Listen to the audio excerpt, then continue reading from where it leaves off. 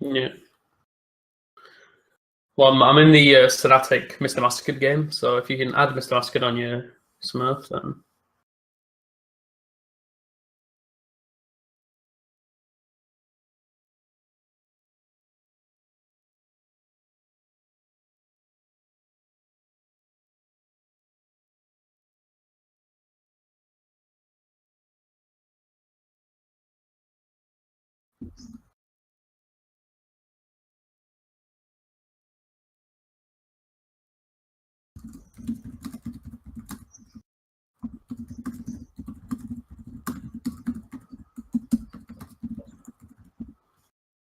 Mm-hmm.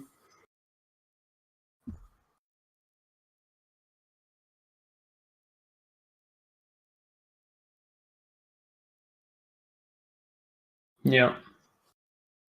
The Astrid as well.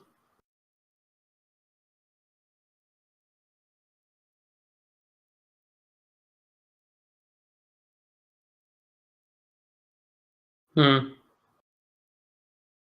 Yeah.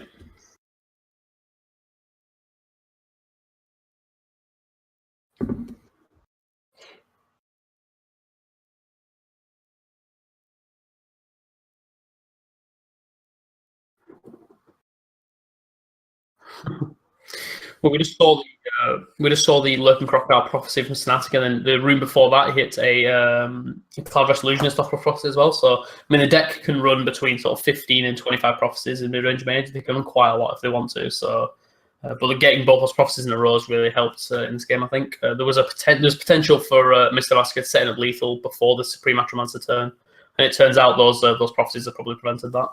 So.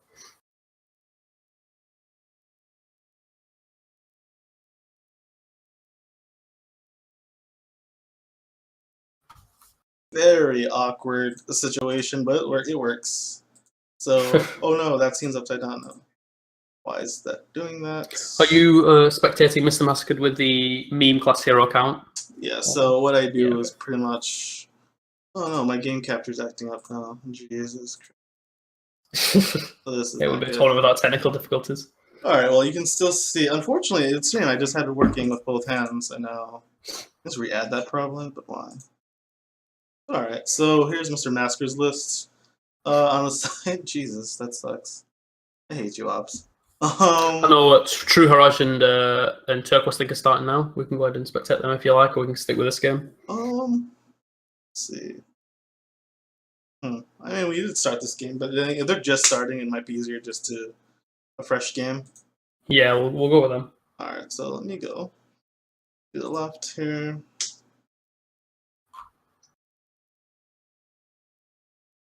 Game that was working for all of 3 seconds. Alright, so I'm gonna go into Turquoise Link on this end actually. No, are they in? Or are they about to start? Oh, they are. I think they're about to start. They just started. Yeah, okay, I see now. So we hop on to next. And you have to. Oh no! In previous weeks, Turquoise Link has brought Monk quite frequently to this tournament. Oh man, Obs is acting up. Okay, so wait, now we're back. Oh, perfect, and I can actually hop into this and spectate. True Haj. Okay, so Link actually brought mid-range mage, and True Haraj brought Scout. Alright, I have them both up. You should be able to see both hands if you're spectating. Yeah, cool. So we can see Haraj here has Soul Trap, Leaf Lurker, Preserver, Skeletal. You can see Link's Crafter, Firebolt lurking. Oh, it's freaking wonderful. Alright, so you can actually see both hands now. Get an idea what's going on. Try to call them out on their misplays if you like.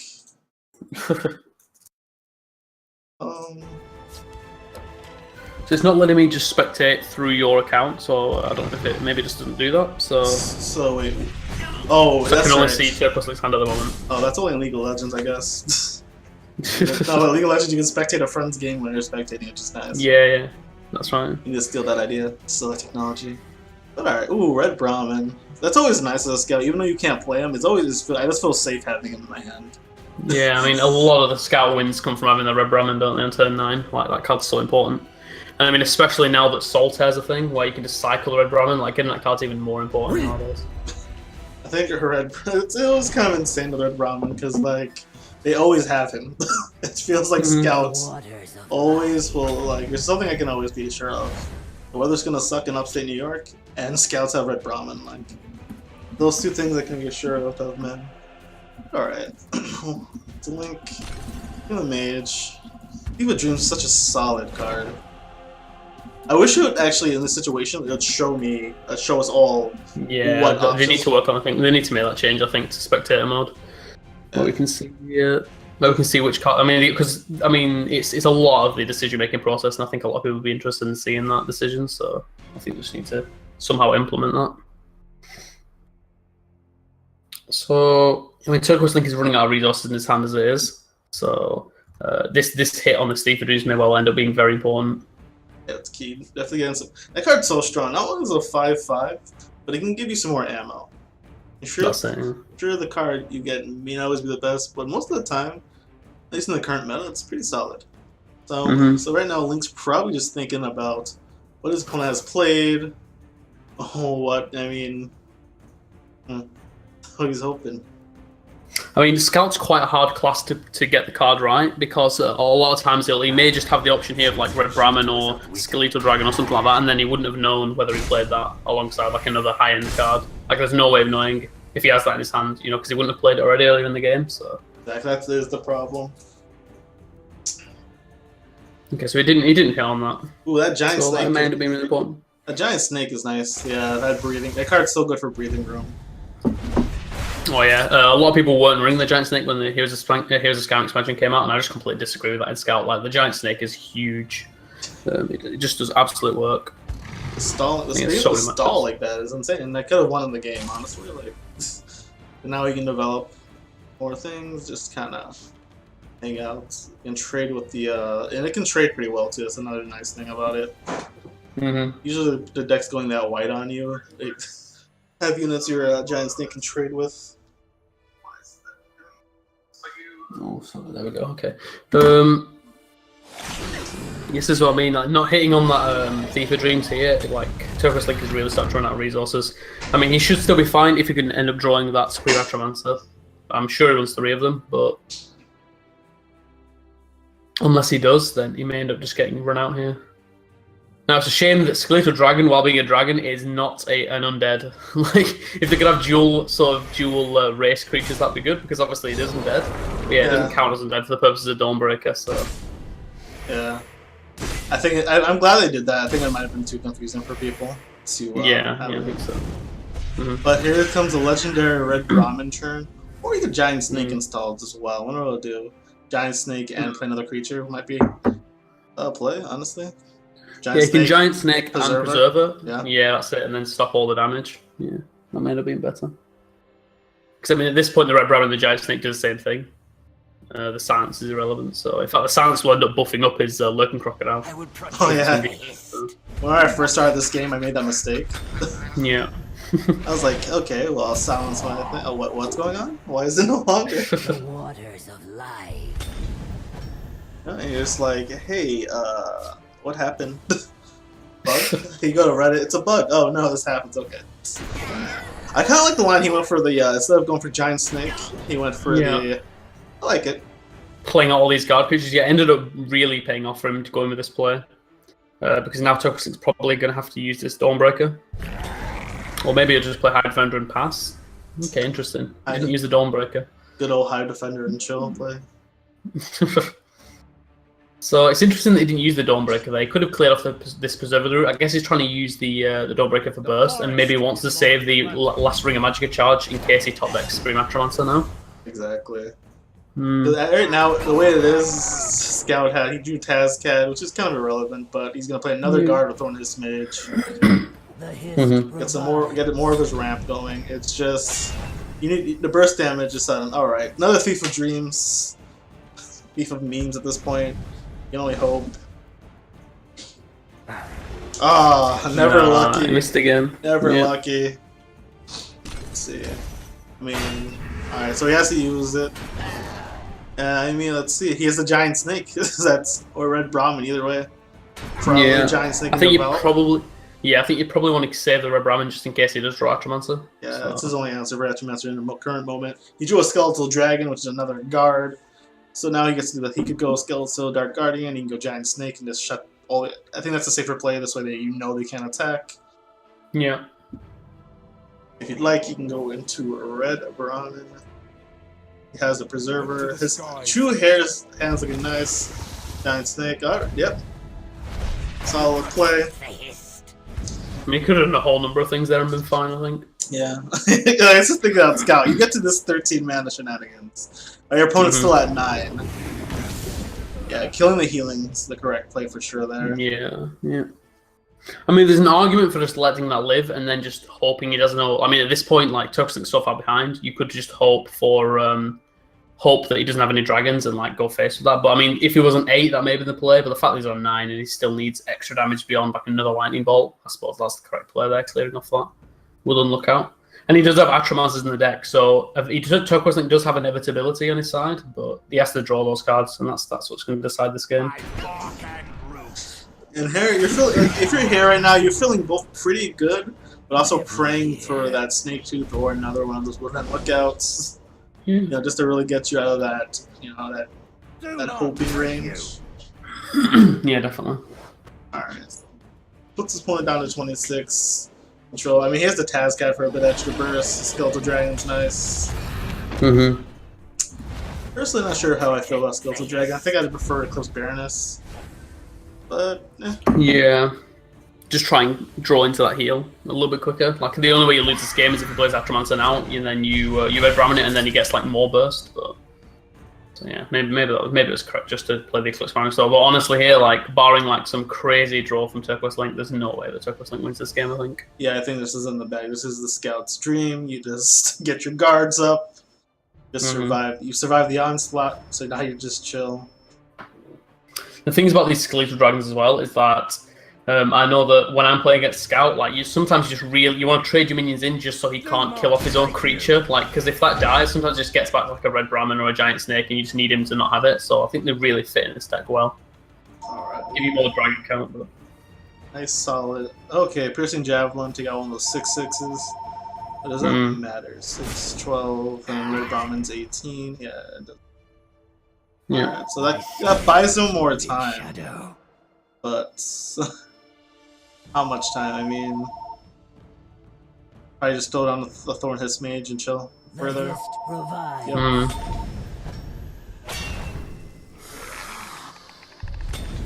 Yeah, I don't see.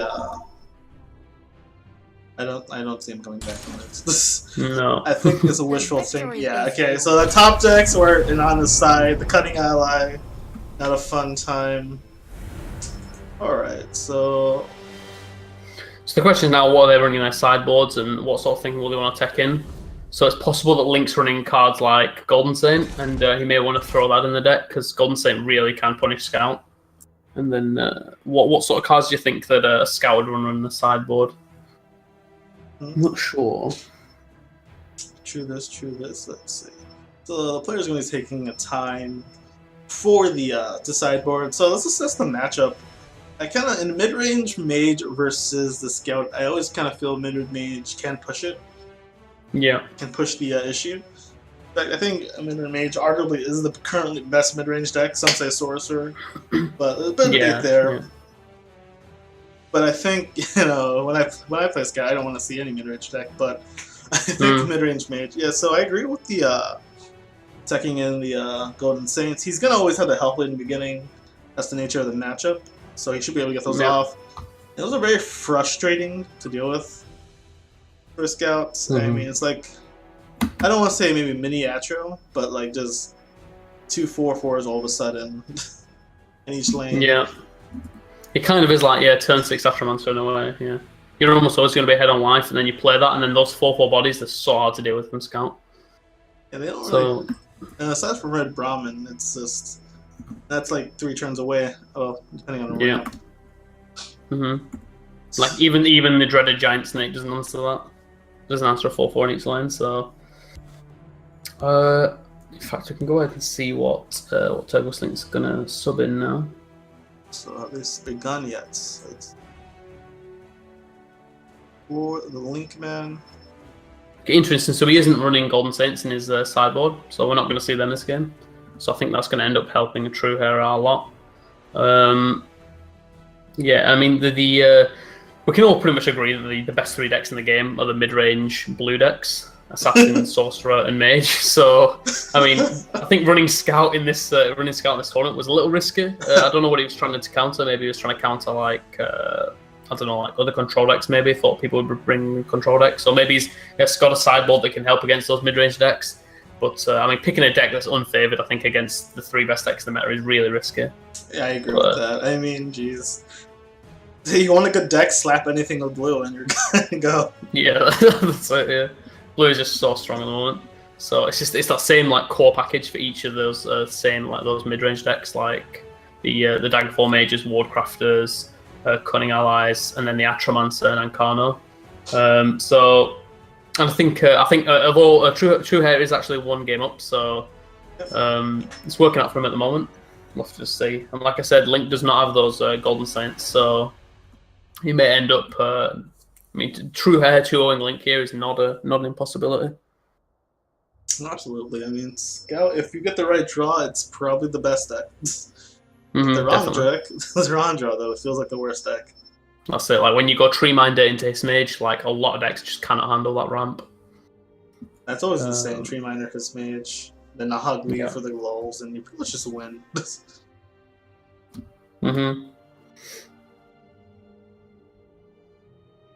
A lot of it comes down to if you have that ramp, and then basically if you draw Red Brahmin or Odoving, then you can't really lose. But the thing is, that I think a lot of problem with Scout at the moment is just that in most matchups you have to draw that Red Brahmin for turn 9, and that isn't like incredibly likely as a 1-of in a 50-card deck. So true. Just waiting here, folks, for the game 2. But I can talk about both of these players a bit, give you a bit player profile here. Link, I know, is consistently top of the ladder, has hit number 1 2 times during the season, hasn't quite finished number 1, I believe, but still consistently up there. True Hair, I see him in top 11 often, I play against him here and there, so consistently top 100 players, so both are pretty skilled players. I know Link has a background in Magic the Gathering and Soulforge. Not too much information on here, though.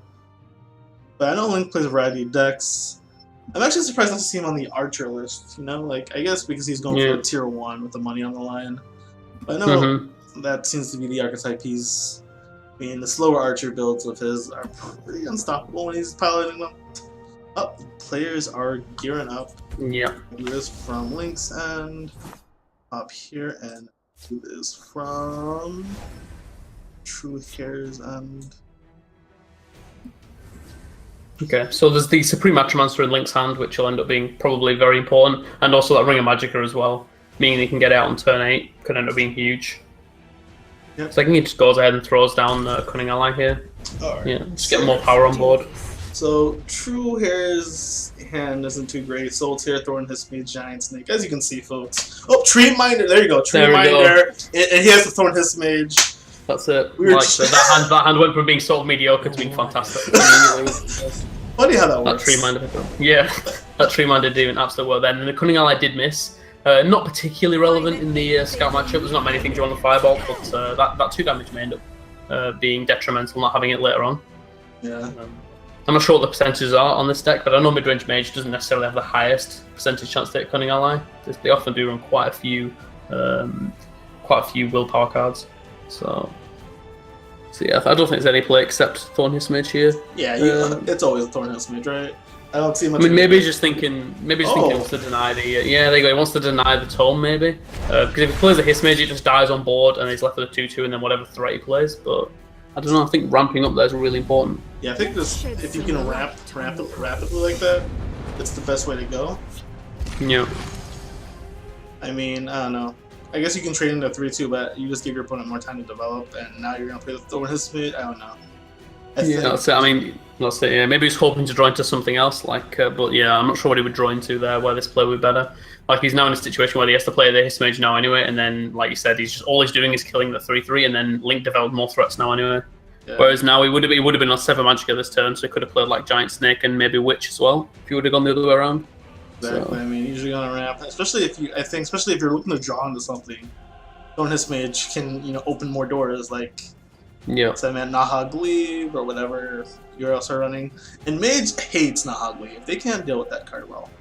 So that would have been a great. But this hand is really clunky. Double Snake Tooth, Oda, Solitaire. Yeah. This is a very sad hand from our boy True Hair here. Maybe one thing he was thinking was he wants to get this Giant Snake played out and then killed as quick as possible so that he can cycle it with the Solitaire. And then he can just keep using these Giant Snakes, hopefully, to keep Link shackled for the rest of the game. But I think, I just think that not playing that His Mage when he should have done, probably on turn 5, has ended up costing him here.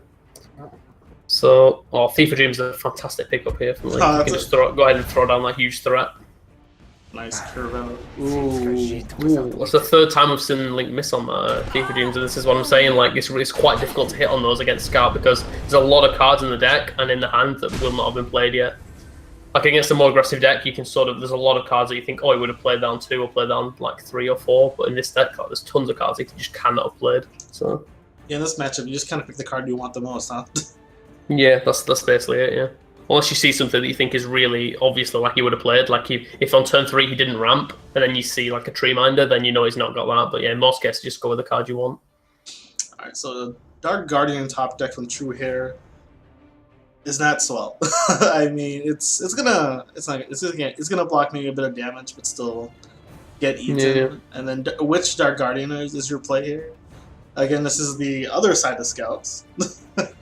That we've mentioned before that you can low roll. That's it, yeah. So I mean, he may be considering just Solitairing into Giant Snake here and hoping it draws into like a big guard or something. But I mean, if you do that, he's just going to play more threats down. So he's not really a great player here. Yeah, so you're praying for that that surviving to the Odaving turn, but living out of prayers is the best thing. Yeah, I think he's going. So perhaps he may end up Solitairing a Thorn His Mage here just to try and get to that Odaving a bit quicker. Maybe that's what he's trying to do. But I mean, the His Mage just dies straight up to that Thief of Dreams. Okay, he goes Tree Minder. Interesting. So he can play Tree Minder and Dark Guardian here. This has the same effects as the His Mage, so it's probably better. And then he can go ahead and play this Dark Guardian as well if he wants to. Yeah. I guess. Alright. I see what he's getting at. I mean, he is only 2 turns away from Odaving now, so... Living on that prayer, but... Double Snake Tooth. Snake Tooth is that card you want to see after you stabilized. Another Thief of Dreams. Oh, he gets his own Odaving! Nice. Mid-range mage with a free Odaving. Alright, Leaf Lurker is going to be okay here, and Tree Minder. Pickups are okay. Yeah, so you can prevent 10 damage here. You can throw down the Tree Minder in the Shadow Lane, kill off the Thief of Dreams, and then he can actually Murkwater Witch the Daggerfall Mage as well. So he can prevent all the damage coming to his face this turn. And then, I think the idea is hopefully Link sort of throws out that Attramancer on turn 8, and then we can see the Odaving coming out to counter it. I think that's what True Guy's going to have to go for here. We have to hope that Link sort of doesn't preempt the Odaving for some reason, and then he can just counter the Scream Attramancer with it. Yeah. So but I mean, that 5 Magicka 5/5 draw Odaving from your opponent, like copying Odaving is pretty good. Feels good, man. You also now know your opponent has Odaving in hand, so you can play around. You're like, alright, well, the guy's rocking the Odaving. That's another thing, Thief of Dreams. It gives you information.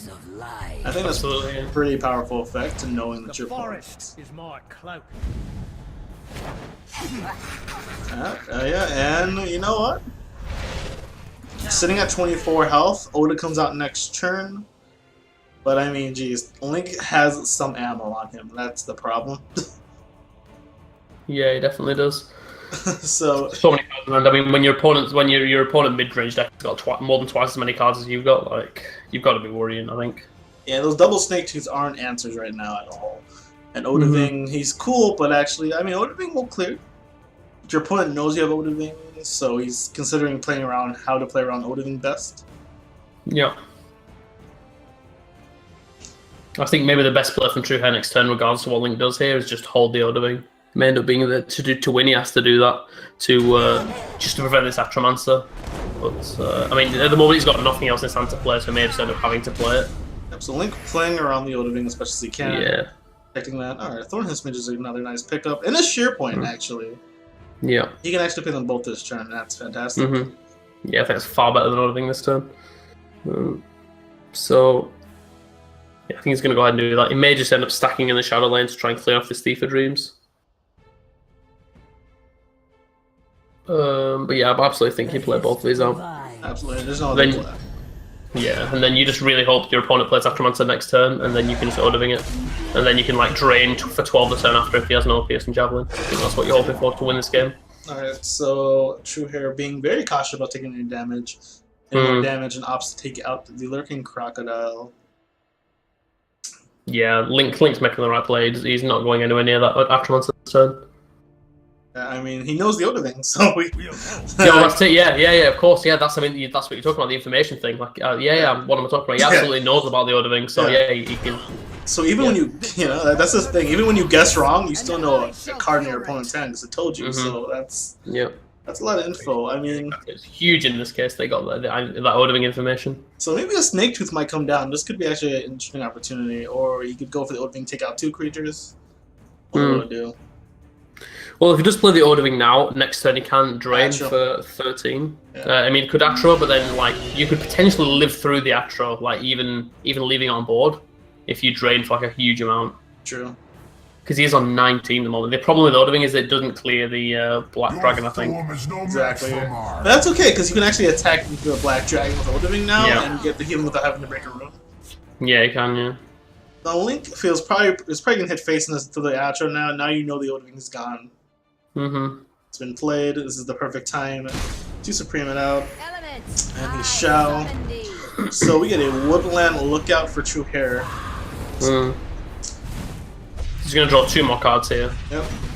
He really needs to draw like a Red Brahmin or a giant snake at least, I think, here. But yeah, so Woodland Lookout in a Thieves Guild. I mean, a double Woodland Lookout. Guild, I'm pretty sure. Yeah, double Woodland Lookout, Thieves Guild. Alright. So he's going to run out the Thieves Guild, so he gets.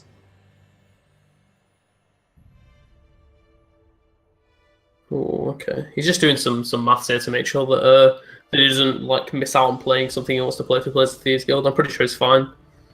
With 15 mana, let's see, he could draw into a Red Brahmin, 7 cost, Red Brahmin, and Snake Tooth.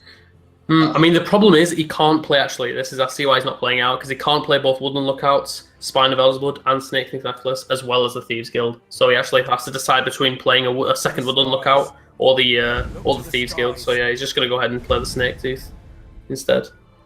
And the Woodland Lookout. Yeah, that's a lot of healing. One much good short. 4, 8, plus 11. That's, oh my god. That's... He's healed for 19. My goodness. 19 HP. And Link's a turn off his Odoving. So how much damage does Link have? He has 8 on the board. He has nowhere near lethal. And on board, he's got 4 in miles hand, away. 6 in hand. Oh man, I think he's got 18 damage total, I think. So I mean, geez, got some comeback mechanics this expansion. And he has another. And suddenly those True Hair's other Snake Tooth is gonna be relevant. As he can go ahead and just heal for about 12 more. It's really interesting that Link didn't clear this Odoving now. So how much damage does he actually have? He has what's that? He has actually 23 damage, 24 with the Snake Tooth, so it's 2 damage off lethal. True Hair. I'm not sure he'd go for it, but okay, so we can go ahead Thieves Guild. Sheerpoint Dragon, okay. That working with the Milkwater Witch could be really good here. Sheerpoint and Snake Tooth is just insane healing again. So I think this game's just about over, actually. That's Sheerpoint, that's 8, and then 12 from the Odoving, that's 20 HP. Yeah, I mean, it looks like he's stable. I mean, I think Link there, he just had to make the decision between, like, he could have even have, like, poked that Odoving, potentially, just to set up the, set up his own Odoving clear, but he just went straight face, and he's going to really punish for that play. Do not think to make by you, mate. Now, Odoving, like, still doesn't clear half of... Okay, so it will end up clearing his Odoving, so when Link plays his own Odoving, the stolen one, it's going to clear everything but the Spine of Elzeblood. Oh wow, that's Okay, actually okay. Well, yeah, he literally did not play into it at all. True Hair completely did not play around the Thief of Dreams getting out of him. And I mean, how many cards did he have in his hand when he played Thief of Dreams? There weren't that many, right? So it's definitely something you consider playing around, I think. Oh man, this is gonna be a spicy turn. This actually resets the board. So you know what? I know. I think Link is actually massively favoured here at this point. He's going to have a 10-10 on board, and there's going to be no answer from it from True Hair. Oh man. I mean, so this actually is interesting. Oh, breaking a rule, giving him a card. He definitely doesn't know about the Oda thing. Definitely doesn't know about the Oda Daddy coming. Yeah, he's going for the lethal next turn. That's what he's setting up for there. But unfortunately, board goodbye. Oh my! He's working against him now. Oh, you gave him that Oda. Oh my god, that's just when you stabilize after 2 insane turns. Oh, Solitaire. Oh, Solitaire. Does that do anything here? I mean, he got what his Oda Wing to contest the other Oda Wing. I don't really. I'm not thinking of anything. I mean, Ramp is senseless at this point. He sort of has to go for the Oda Wing though, doesn't he? Yeah, I think he could go for Thieves Guild, but I mean, what in his deck actually is he looking for? Maybe he's looking for Parthenax for the Thieves Guild, but that's the way he wins. I'm thinking he has to go for Oda Wing just to contest Link's Oda Wing. That's the only big creature you can have him fight that. Yeah. Which is insane. Oh, then again, he may remember that Link has a tome anyway. So that may be a bit of an issue. Well, with the tome alone, you would still be able to clear his Oda Wing after it does the 4 damage. But the problem is he has Dawnbreaker as well, so he can actually give his own. Link can give his own Oda Wing another +6 health, and then it can actually trade into the enemy Oda Wing. Oh no, it'll trade evenly, won't it? Oh no, yeah, he'll trade into it. He'll be left with like a 16-2 on board if he goes with that play. So, okay. So he brings back the Thieves Guild. There you go. Yeah, he's looking for the. This he's is the looking for the second Solitaire. Oh, okay. Taz Daddy doesn't really do anything. Well, he can clear off the Dawnstar Healer, do 5 to face, and then it's a pretty good pickup. Okay, he doesn't. That's interesting. Okay, I suppose the Dawnstar. There's not many runes to break, so I think he's just racing now. Maybe the extra damage is relevant. Yeah. Let's see, who wins this race? This is gonna get exciting. I think Link just wins out. I think he has the Hive Defender as well. I mean, in the worst case scenario, he can just throw on Hive Defender and then block 6 damage. So he's gonna throw down air and look for what's he looking for?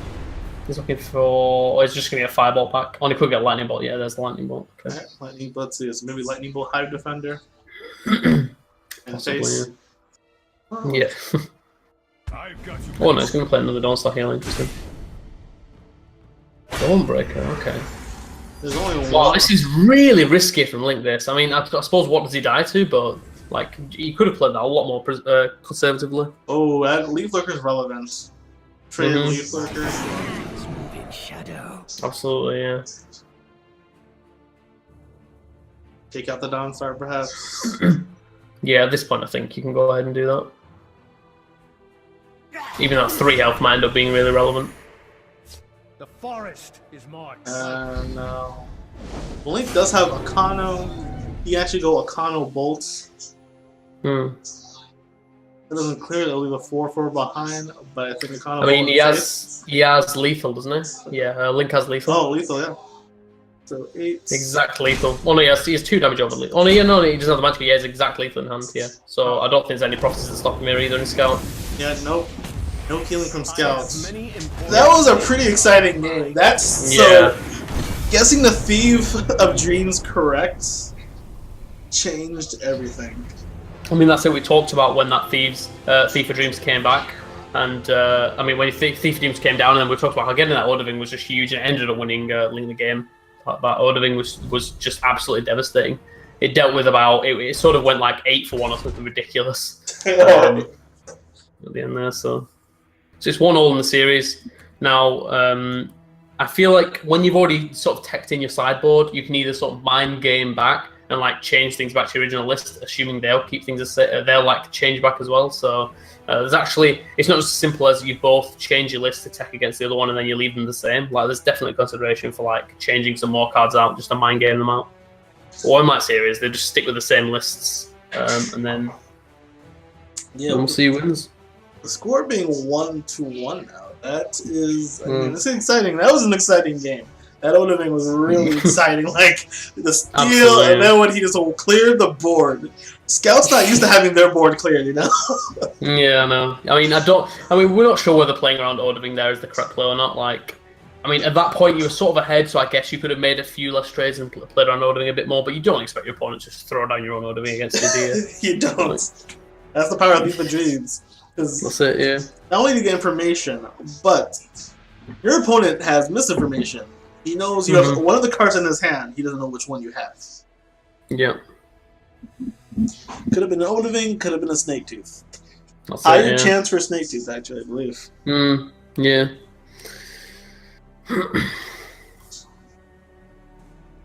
I mean, I suppose even if you see Odoving on whatever other card in the game you see there, you still just pick the Odoving, just because like the high roll, getting that Odoving correct is so massive. So,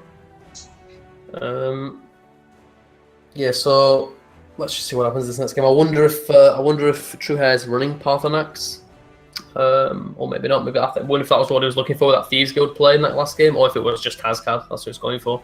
But it ended up being a lot closer than it looked after Link played that Odoving. It looked like it was game over there, and actually ended up being quite close. But having lethal there, having lethal at the end there, exact lethal, so set him up for the win. Yeah, that Taz Daddy there, man. Almost bringing him back. Yep. So I haven't seen a Hiskro from True Hair. I wonder if we tech them out for the matchup. They're about to start. It's very possible, yeah. Those Hiskros maybe are just too slow, but I still think you keep them in, right? The ramp is so important. I guess you wanted like answers to keep them alive. That is a viable aspect. So here's game 3. It is 1-1. So here it goes. This has been an exciting game. Okay, so we see the Tree Minder, but there is no Hiss Mage on the side of True Hair. So. Alright.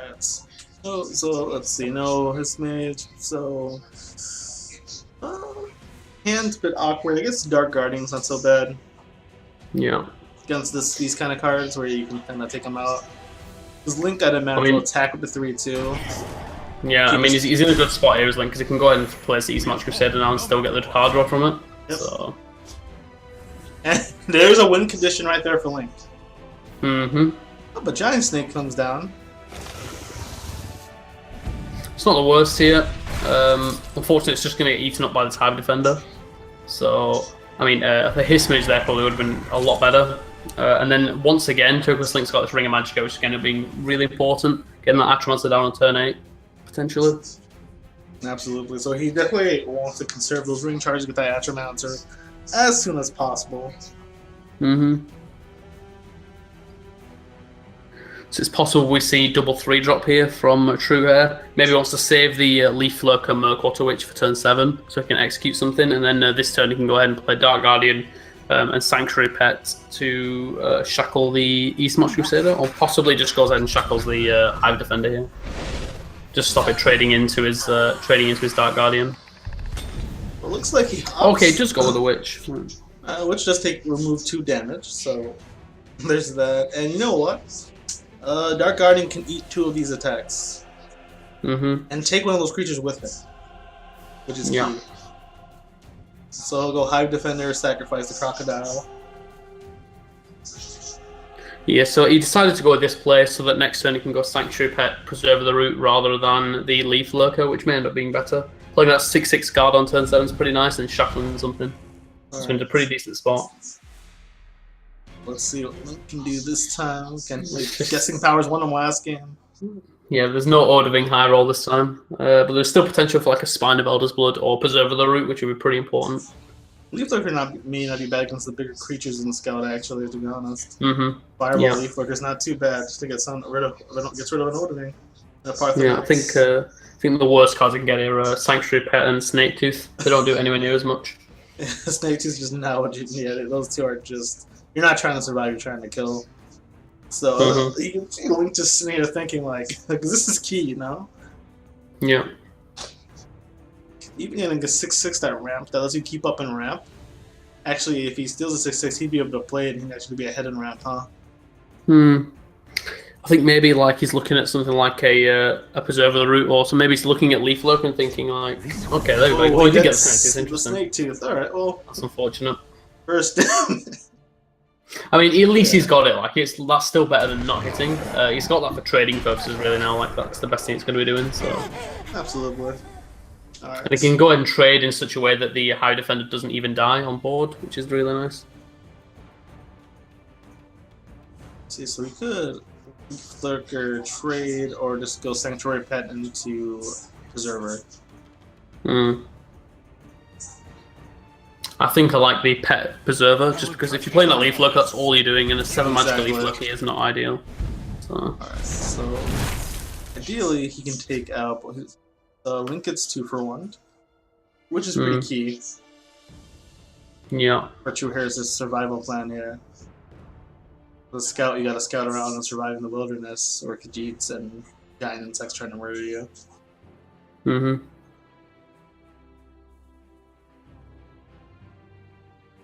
It's a little Link to play. 6 mana with Magicka. Just throw it on other people's dreams and see if he can pick something better, perhaps. And the scary thing is, he doesn't really have a way to get past the Preserver without trading both of those creatures. Snake Tooth just only adds 1, which is simply just not enough. Yeah. And then no way to take out the lethal creature. So that's going to take out your 5/5. Alright, so he runs up the Mystic Dragon and a Camelon Hero. I used to be an adventurer like you. Alright, like it. Let some contested field lane as well as SharePoint top deck though. Let him take out the Camelon Hero potentially.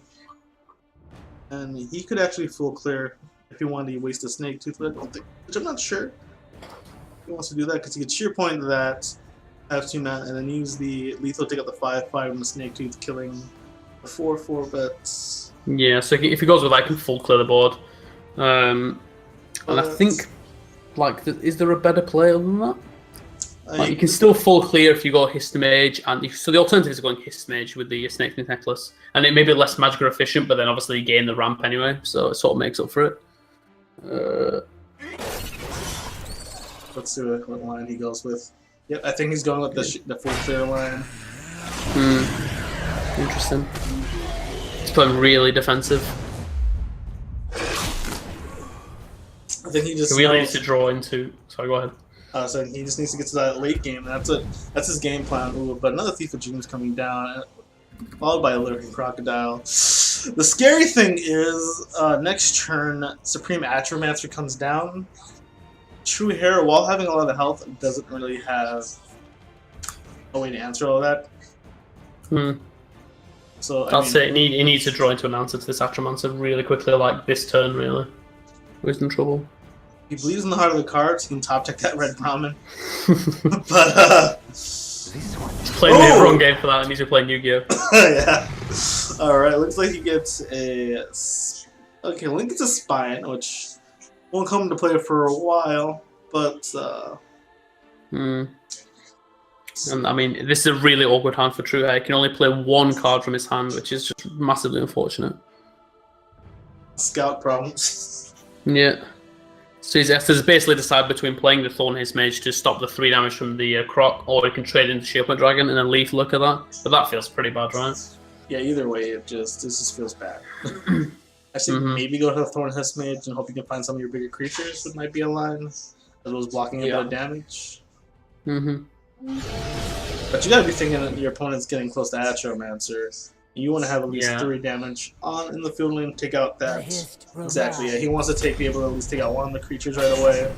I mean, the issue here is maybe True Hair's like, well, he sort of played around Atromancer as best he could there, but like the situation really is, if he has Atromancer, I lose at this point. I think that's the sort of logic.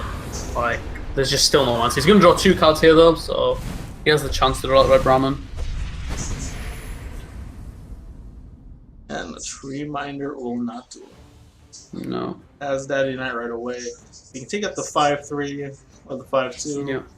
Let's see, what's his play? I guess develop Leaf Lurker, take out the 5/2, trade into the 5/3. Yeah, play the dragon. Yeah, I think that's what he has to do. Yeah. Definitely not. Definitely not his favorite play, but that's probably what the guy got. Atromancer is just so devastating if you don't have red Brahmin or have enough to go to him. So trade, Leaf Lurker, Spine. That sounds about right to me. Yeah. I guess there's a slight argument for Tree Miner, but Tree Miner's not going to stop us from doing amount of damage at all. Yeah, Spine, get that ramp going. Well, you got your ramp going. You just need. I need to find the things to ramp too. Alright, Cloud Rust. Harpy. Well, Harpy is kind of annoying because it can prevent the trading you like to do. I think. Yeah, I don't believe he has lethal. Nope, not yet. It's just short, right? Yeah, it's just short. Get some ramp of his own going. It's a 6-6. Without True Air is going to have a very hard time answering. Then top off Harpy. This game's over, I believe. Yeah, there's nothing that can deal with this. Even Odoving's not good enough at this point. I guess just has to go for Parthenax and hope he gets. I mean, I don't think there's anything Parthenax can give you here. I don't think Parthenax is the play because, yeah, I don't think any of the shouts really would make a difference. Let's see. So smack into what's her face? Supreme Macho. Yeah. And then you Thorn his Mage Preserver and Prey. Mm-hmm. Yeah. Well, if it does Thorn his Mage Preserver, then he's left with how much magic? He's got 4 magic left. He can also throw down the Tree Minder, and then he actually stops all damage coming through. So he can actually survive one more turn if he does that. And then he'll have tons of magic next turn to potentially do something. So it's not quite over yet. True, huh? I think you just pray the links his top deck too well, so I think that is the play. Pray. Yeah, just really hope this. Yeah, you really hope this Thorn His Mage eats up both of his. It won't do. It'll only eat up the Atromancer. So you have to play the Tree Minder in the Shadow Lane as well. So you take your Leaf Lurker, kill the Atron. Thorn His Mage. Oh, this is weird. You throw Preserver on the right, and then Thorn His on the left. Yeah, I guess you could do that. If you put Preserver on the left, he just trades with that and then Thorn into 5-3. Oh no, wait, he has the Tree Minder as well. Never mind, I'm sorry. So you can go through Tree Minder as well. So I think you just figure out the best positioning right now. Does he go alright? And then you go Preserver on the right. And then Tree Minder, on the left as well. Okay, yeah, this looks fine. Pray your opponent with a hit jab. No, that's a good draw. Next, an E-Smart Crusader, which is great to draw. See if you can potentially find lethal. So Link's slightly it's 2 damage off lethal here, just for trading the. You can trade in the Crocodile, and then with the Snake Nicholas, he's actually got. He's got 3 damage with the breakthrough, so he's just 2 damage off lethal. So I'm pretty sure you just throw out the Smart Crusader. Find yourself a Firebolt of some sorts. Ooh, is a turn off playing that though? Ooh, another ad show. This one is in the bag.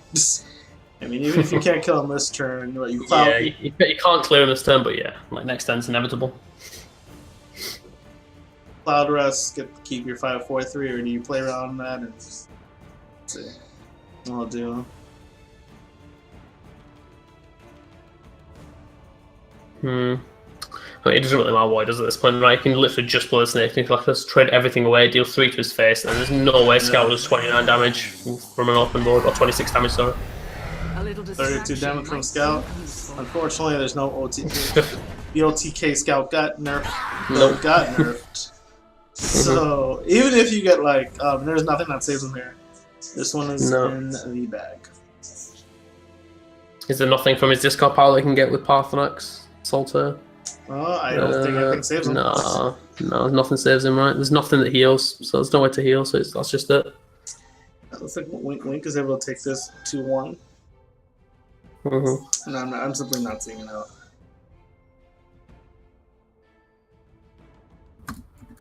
I wonder if the his skills would have been worth having in this deck. More ramp options as well as putting pressure on your opponent to kill you faster. Yeah. He's been at 16 for how long, It's like you could have had a few 8/8s in there. Dram your lock.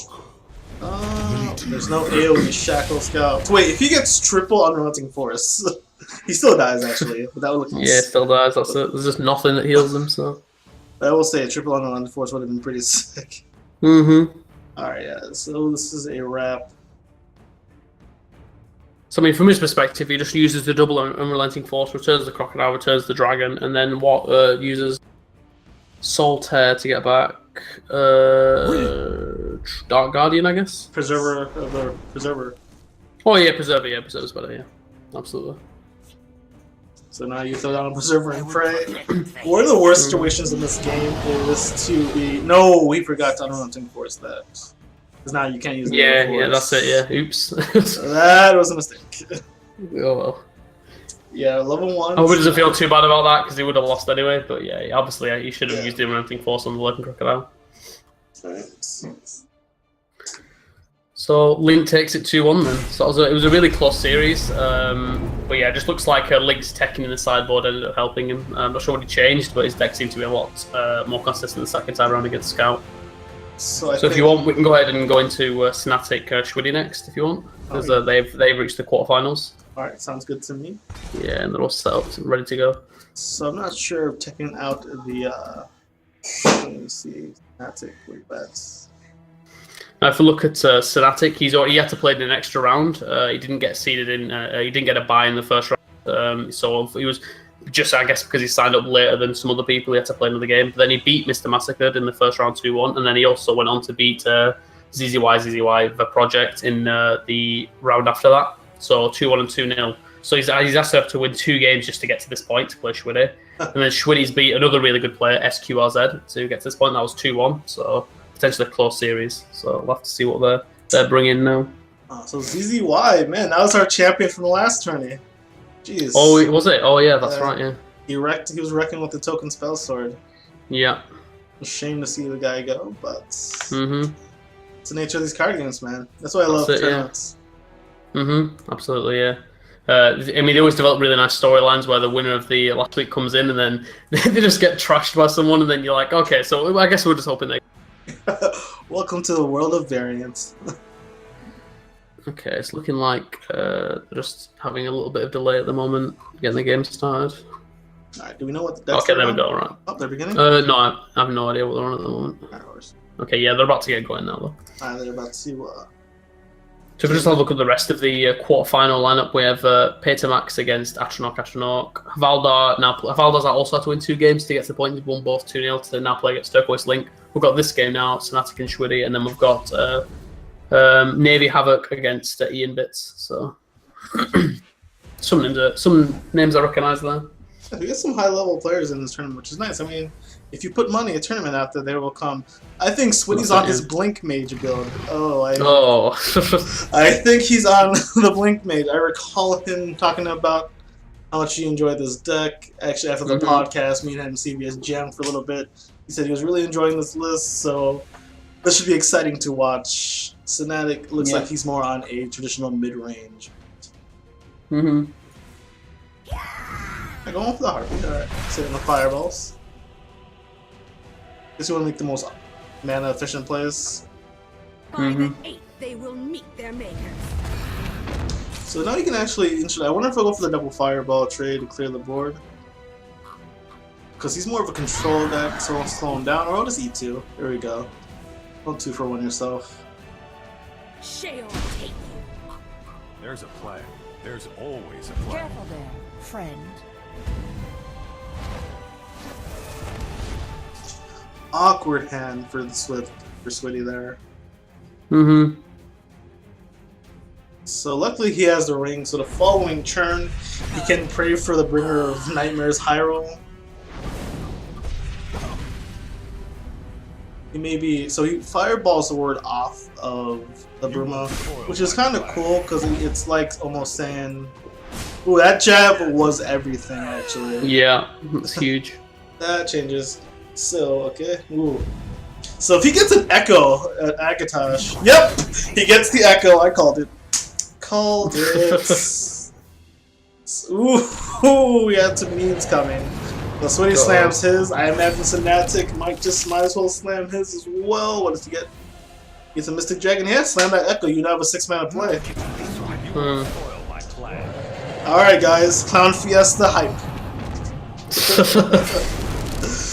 I mean, the thing is that Sedatic's now, they've both got the Echo Backtalk to the deck, except he's got the board control, so... Alright, so Bringers isn't great in this situation. Like, if he gets a decently sized minion, then there's not really, it's going to be really quite bad here. Nice. Bringer take both the creatures off on the board currently. We had a Harpy with what? What does that Harpy have? We switch it over. That Harpy, we can't quite see what the Harpy has, which is fine. But we have a Harpy with Ward Prophecy coming out. So that's better than the Harpy with Regenerate that Fnatic got. Oh yeah, way better. Oh, so now we have Mystic Dragon coming out. Ice Storm, ooh, man. So you can hitch with your Harpy into the 4-2. Oh, never mind. Another play. Akano, I like it. And it's nice because your opponent heals when you're playing control, and now Akano doesn't. You don't worry about the breakthrough at all. Yeah. I have many important. Oh, he falls with his own Akano, but you know what? Donald's Wrath is a really nice spell.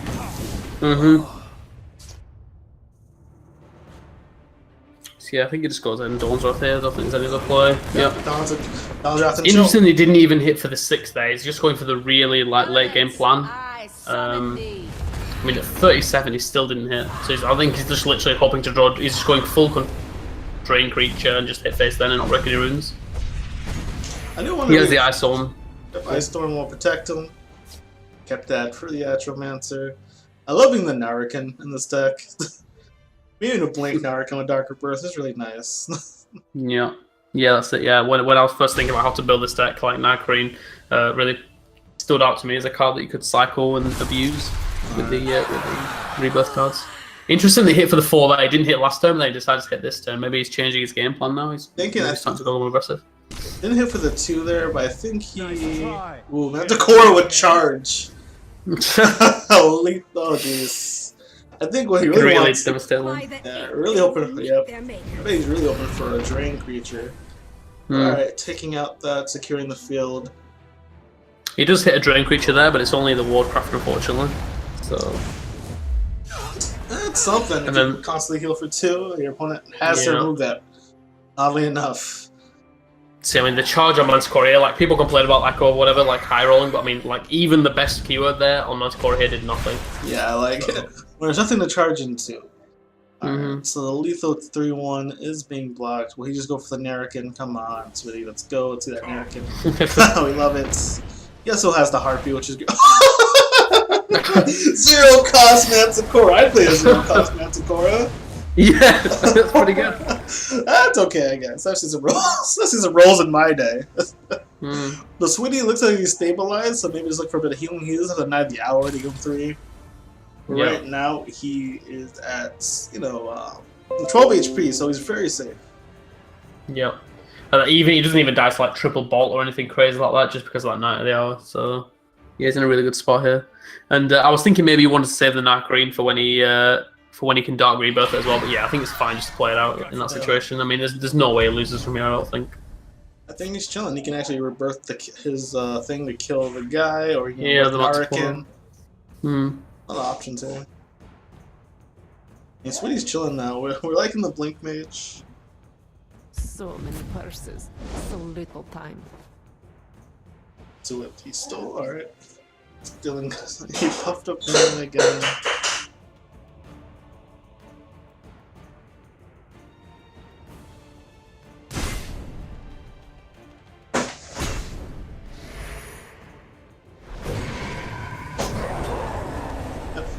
First Manticore, take that out.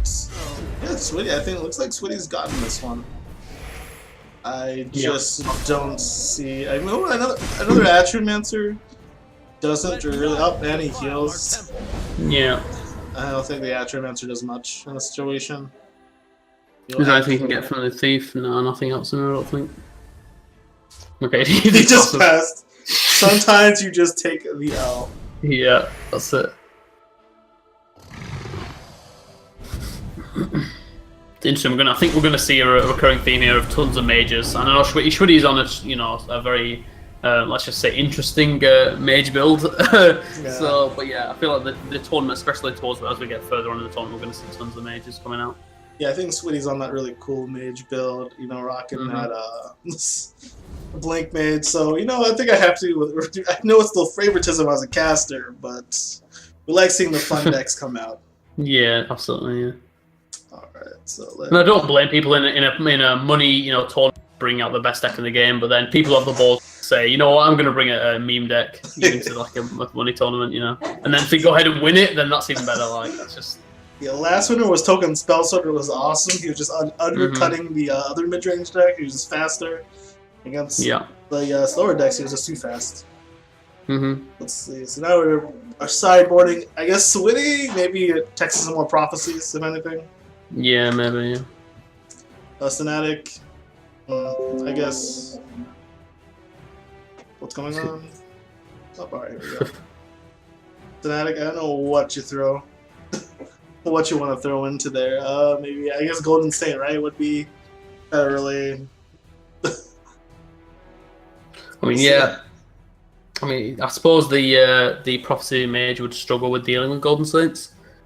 I think the way you want to play this matchup maybe is just to try and get as much damage in as possible, maybe break as many runes as possible before the Praetorian commands and things come down. Looks like they're starting right away. Okay, right, okay. Get straight back in then. Alright, so let's share the view showing both hands for your learning pleasure. And we switch to Fnatic's camera, see what he's seeing. You can also see both hands as I spent the whole weekend making sure I can emulate it to get that to work. Alright, so does he play Wardcrafter, trade Fireball? Take out the 2-3? Yeah, that's good. You know, Wardcrafter, his guy again. And do you play the Wardcrafter in the field lane? I think you do. Like, even though it dies sort of for free here, it still trades into that ward, so it helps you trade in the field lane. You just want to control this field lane. Absolutely. It's a pretty good hand, I think, for Fnatic here. Like, he's this Hive Defender. There's no answer at the moment for Shwede to the Hive Defender, so... Morak's a sweet card, but not an answer. Alright. So Fnatic can go ahead and potentially punch for 5 damage, or use the Cloud Rest to get the value trade and take out that. Yeah. Control the. I think I like that. Like, you don't break a rune this turn, you can build up more power on board. You're more vulnerable to Ice Storm, but I don't think you're playing around Ice Storm at this point. I think you're just throwing stuff out there. It was really not a good play on the side of Shwede now. You may end up just playing Bringer Nightmares, just try and like. Bringer but it's of Prayer. Really risky. That like Bringer here is so risky. New name, Bringer of Prayer. Like you just go in there, please, please save me. I mean, people complain about this card and they talk about the high rolls. I just feel like whenever I play it, I always get a creature that I don't want to turn my stuff into, and I don't want to turn his stuff into. Like it happens to me all the time. Yeah, those mid-ground creatures. It's like that's not the worst creature to get. Yeah. At this point in time. Like debuffing your opponent's creature is like for 1 sort of stat or something, or 2 stats is like not even a good card at 6 Magicka, and then like sort of buffing your own up for that as well also isn't great. So yeah, there's so many bad things you can get. Okay, so he's really playing into Ice Storm here. He's just saying like, I hope you don't have Ice Storm. If you don't, I'll win. If you do, I'll probably lose. And the side of Shwede, there is no Ice Storm, so. Yeah, I mean.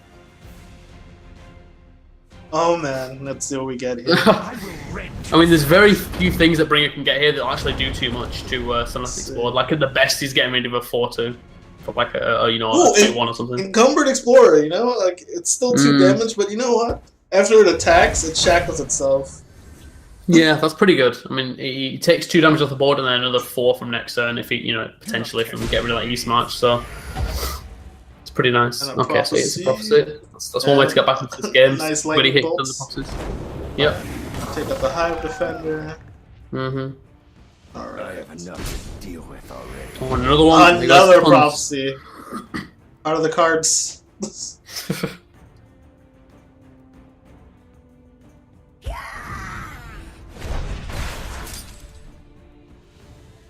Let's see, what does he do with the rest of his Magicka? He does have double Atramancer, unfortunately no ring, so he can't go turn 8 into turn 9 Atramancer. But this is one of the reasons why not playing on Ice Storm is fine, because if Shwidi did have the best answer in Ice Storm, he could just then win with Supreme Atromancers. So it's looking pretty grim, I think, for Shwidi now. Always a plan. And that's the thing is when you're playing mage, you do have to like play around the Ice Storm there. Like, I mean, you have to play around the Atromancer, and you want to, save your Ice Storms, because that is literally your only answer. It's the best answer in the game, but your only.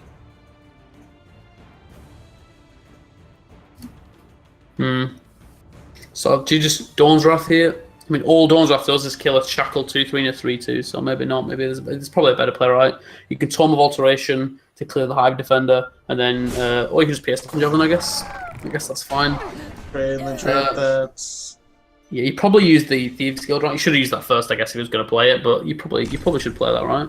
Oh, he's going to just Dark Rebirth. Interesting.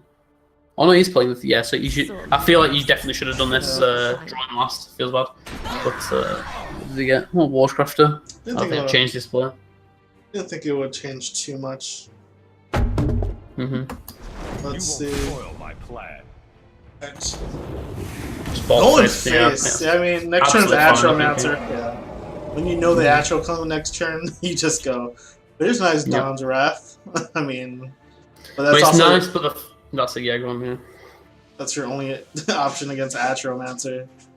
Yep, that's it. So unless he top decks, I mean, even if he top deck the Ice Storm, so what has to happen here for Shwidi to win? He has to do Dawn's Wrath this turn, and then when Snatic plays this Supreme Atromancer, he needs to hit like a Knight of the Hour or something. Then he needs to top deck Ice Storm, and then he needs to top deck another Ice Storm to deal with the next Atromancer. So yeah, he's in real bad shape here. Okay, he's not even going to Dawn's Wrath. Interesting. He's trying to play around this Supreme Atromancer as best he can. Yeah, he knows that's the big card that he has to beat. He has to be back to back Atro. Yeah, I think his play actually here was a lot better. He can just go ahead and clear up. He can go ahead and clear up the entire board now, and then he doesn't die to second Atromancer.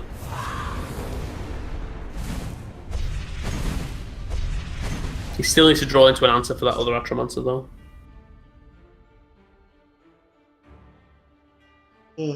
Alright. So he does have a Dawn's Wrath trade, but man, that Ice Storm, where art thou?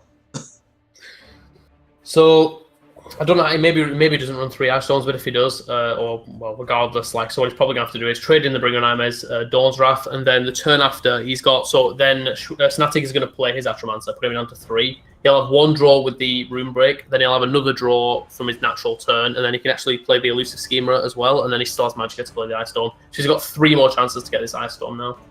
Shwidi, I think that's what he has to go for. Clear.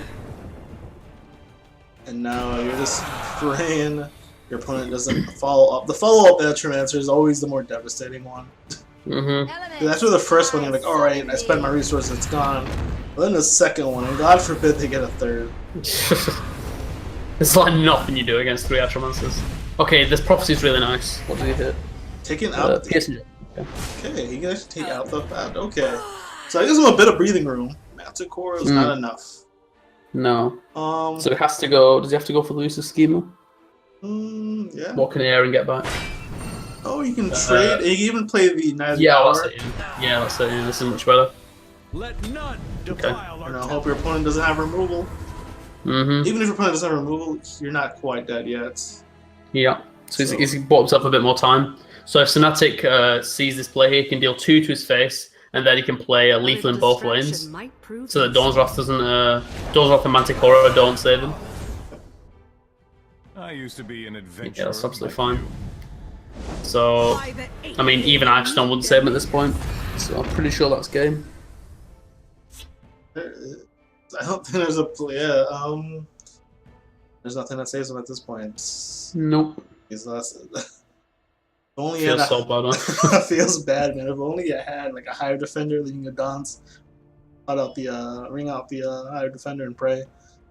Let's see what he draws. Jab is not enough. So many purses. And Mystic Dragon is not enough. That is the game. Let's see, does Snatic play the Counterfeit Trinket here? No, he doesn't play it. You don't want to hear that drum sound. No okay, BM. So, no BM, just immediate attack. So we're 1-1 in the series now. Another really close series.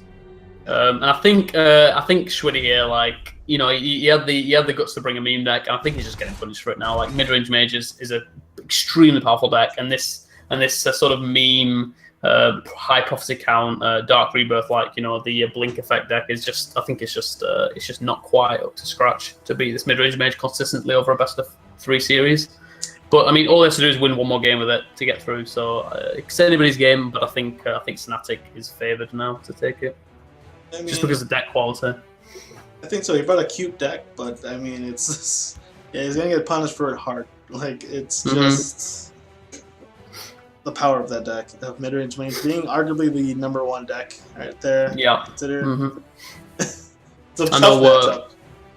I know I've talked about it a lot on my stream about the upcoming nerfs to 4 cards, and 2 of those being cards that are running Schwiddy's deck with the Echo Vakatosh and the Praetorian Commander. I really don't think it's a power level thing.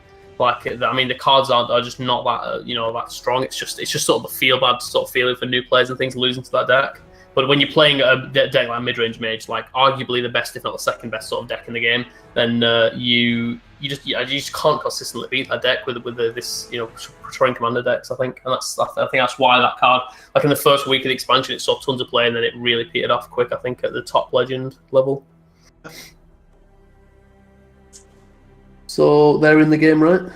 I'm not seeing it on my end. Okay, yep, it just started, so let me spectate here and spectate Snatic here. And boom, you're back. Alright, looking at Swiddy's point of view. So it looks like he teched in some more prophecies, which is the way he's going to win this, probably. Yeah, just get lucky with some of these prophecies.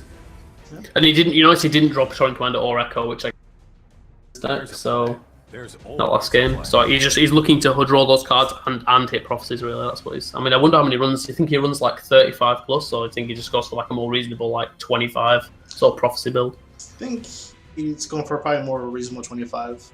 Yeah. He wants to keep some of that blink effects there, as well as I think there's camo in here, perhaps. That's fine. It just eats up the Broom Profiteer. I mean, almost all mid-range mages don't run Execute, so there's not really a punish here. This is absolutely fine, I think.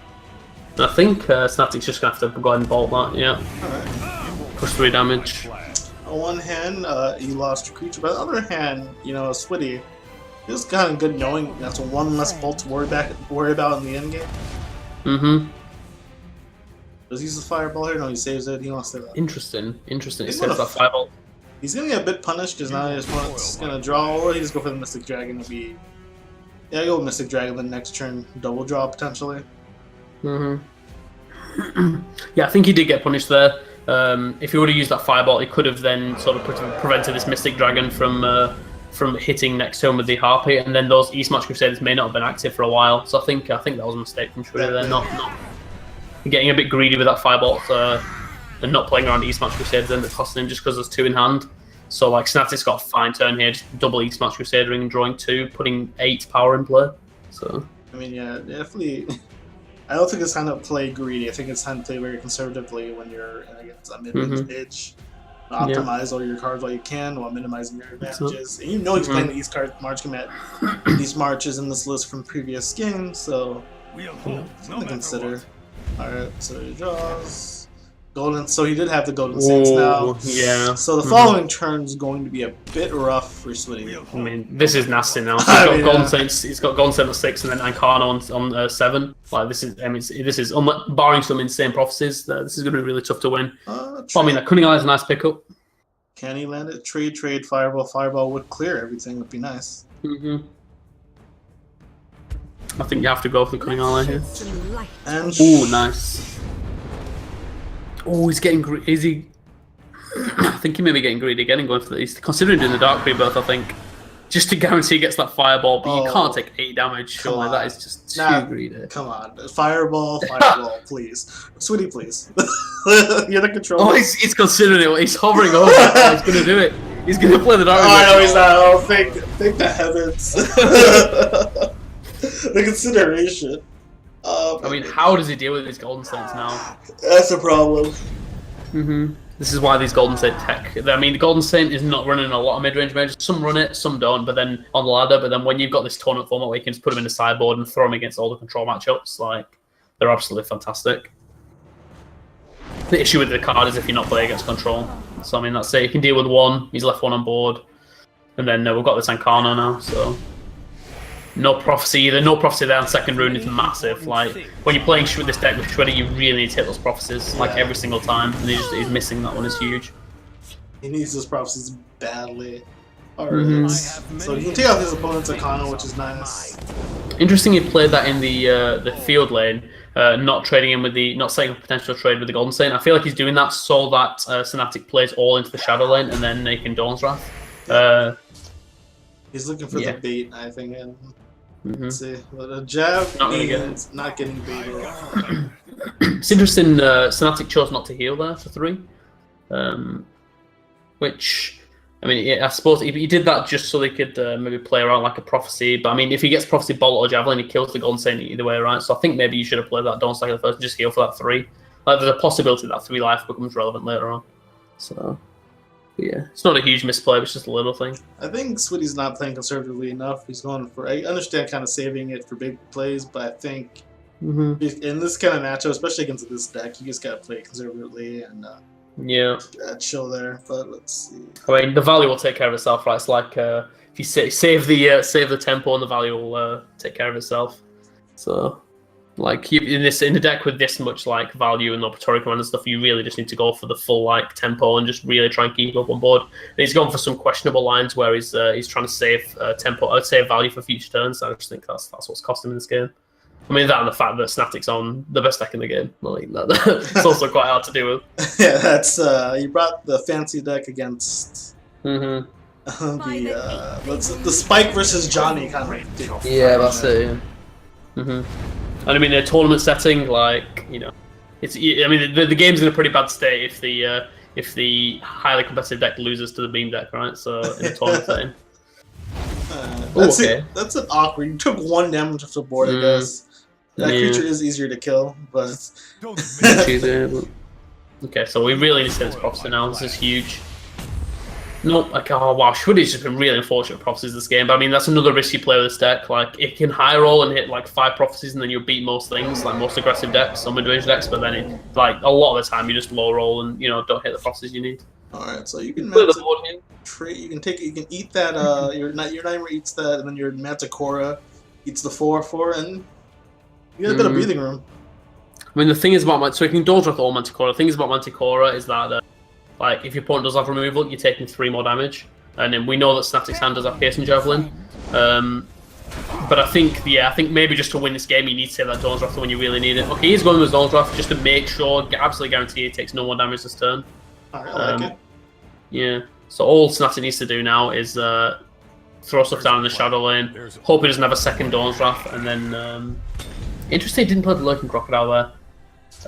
We're going to see that getting punished. I mean, if he played that Lurking Crocodile there, he would have had lethal on board after this post Manticora. But the fact that he didn't play that Crocodile out means that he no longer has lethal, even with that Piercing Javelin and the Lightning Bolt. So I don't know why he decided to keep it. I guess he kept it just to play around Dawn's Wrath more, but I feel at this point, like, when your opponents just play the Dawn's Wrath, they probably don't run 3. It's fine just to play the Lurking Crocodile there, I think. So yeah, he's just been punished for that now. He's only left, he's 1 damage short. And still no prophecy from Shwede. Wow. It's just... I think he's more into the Blink package than the... Yeah, prophecies. So he could go for the Ice Storm here. Big viable play. Flare, I think that's the play. Yeah, I mean, you could Manticora to set up like a double Dark Rebirth Manticora next turn just to like kill like tons of threats, but it's a lot riskier playing Manticora. And if you Ice Storm here, like, I mean, yeah, if he plays Atramancer, he's going to win anyway. So yeah, it's playing down the Daggerfall Mage first just to get more Tomes of Alteration, because he may need to like use that card draw to draw into some sort of like answer in future turns. So I think that was correct there. Praying for that Night of the Hour so you can just Dark Rebirth that a couple times. Yeah, I mean, at this point, he's literally just saying, right, Fnatic, you're never going to draw Supreme Atramancer. If you do, I'll lose, and if you do, still win. So he's going to try and maybe set up lethal in like 4 or 5 turns and hope that Atramancer never comes down between now and then. That's the way he wins this game. I mean, fair play. Like he's going for the high roll now, just to try and set up lethal, maybe 2 turns or something like. Yeah, it's better than a 2-2, right? That still could potentially. That represents like quite a lot of damage over the coming turns. Your lightning bolt now hit for 6, right? That's what that says. That's it. So. Got you covered. Yeah, well, Right, he is lightning bolt chase. Okay. So let's see. You could. So the question is, can he set up lethal on board?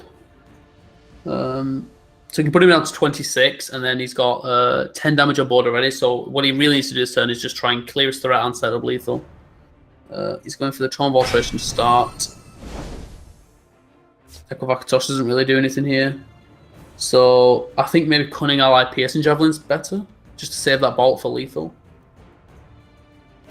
Okay, he's going to use the bolt. Interesting. So no. Oh, maybe you just Shrieking Harpy instead. No, he's still bolt, I think. I mean, yeah, I think I prefer the Cunning Ally Piercing Javelin play there, to be honest. I think you just try and maybe try and set up lethal in 2 turns or something. But he's gonna try and do it. I think this turn now. I think this is the turn he tries to set up lethal. Let's see. Alright, Narkin. Again, Narkin Harpy. Oh no, he's going to Echo. That increases the drains in his deck he can get. And oh man, and again, I mean now that's a pretty high chance for a drain if he can survive. Yeah. But So I guess he's just going for the more late game. I mean that Leandrel Hexmage that creature may end up being quite bad for him here, just because he's gonna the more actions he plays, like now he's if he does get a good drain creature, he can't really hit with it without breaking a rune. He's gonna, there's more chances he's gonna end up breaking a rune eventually. So I think that Leandrel Hexmage has ended up costing him. So he has to Harpy Javelin, right? Or he can Manticore a Harpy, yeah, that's better. yeah, that's core up there. Okay. It's interesting he went for this line. Maybe this is the higher chance of winning. He had 2 choices. He could either go for the draw, go full in on the Echo Vakatos and try and draw drain creatures, or he could have gone set up lethal in 3 turns and gone for the kill. He decided to go for the slow play, hoping that... I mean, there's not that many draws of Snatic's deck that win in the game, really. There's only 3 Atromancers and 1 Lightning Bolt. So 4 cards in a 31 card deck. It's not that likely. So I think the play went for is fine. And then now he just he doesn't hit or anything. He just tries to gain 2 health each turn now. That drain on Harpy is massive. Yep. And see the Hexmage is making it super awkward, man, with their constant. See, yeah. That Hexmage may end up. There's a chance that Hexmage ends up costing him the game here if he has to break a rune at some point by using actions and draining, and then he gets prophecy from it. So that's he gets prophecy. If only that Hexmage could have drain, he would have got quite a bit of health. I know, yeah. I think if unless this is a bolt now, I think if that wasn't an Atromancer there, Schwitty could really had a good chance of taking that game. 5 health is like the magic number, against a blue deck. Yeah, that's it. And Nankano's already been played.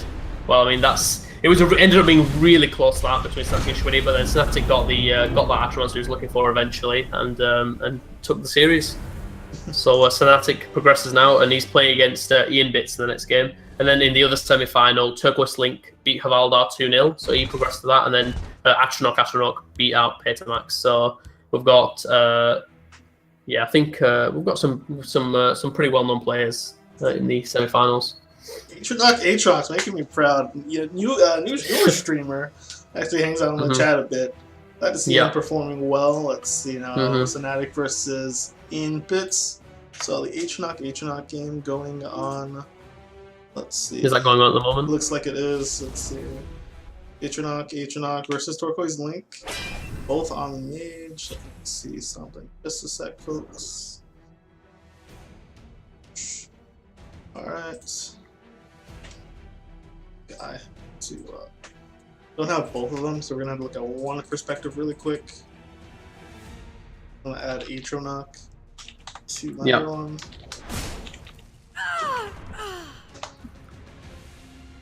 Okay, so it looks like Aatrox on a Praetorian Commander deck as well. And then obviously we know Link's on this really powerful mid-range strategy. So again, in the semi-finals we know that at least, I don't know what Ian Bits is playing, but we know at least 3 of the decks are mage decks. So it may end up being all of the decks in the semi-finals and final are are mage To decks. be an adventurer. It could have been possibly that all 8 of the quarterfinalists were mage decks, actually. Alright, so Atronach's on the Praetorian Commander mage, interesting enough. Yeah. Which Link should be favored with his mid-range strategy, but it looks like he's getting the May the prophecies. ancestors bless us. Let's see what's Okay. but Could have got a lot more high impact actions back there. He had a 50-50 Yeah. chance between getting the firebolt and the javelin. I really wanted that javelin, I think. Atronach's going on the offensive. He has Manticora into Manticora. Very strong turns.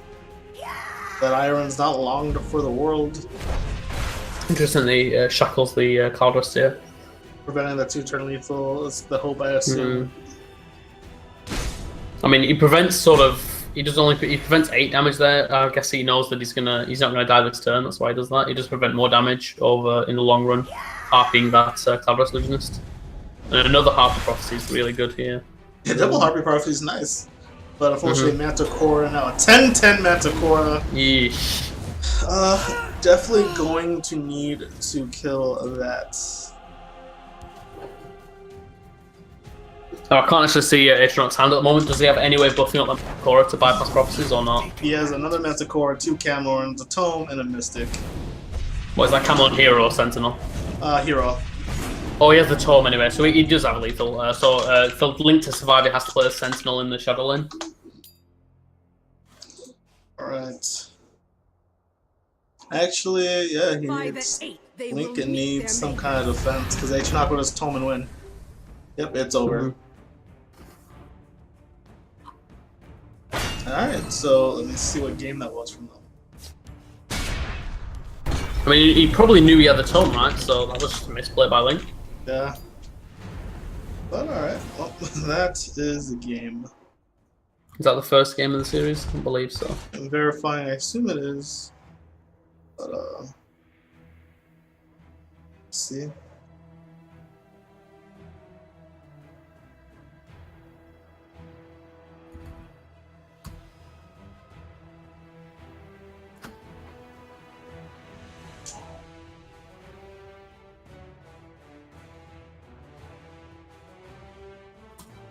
Cool.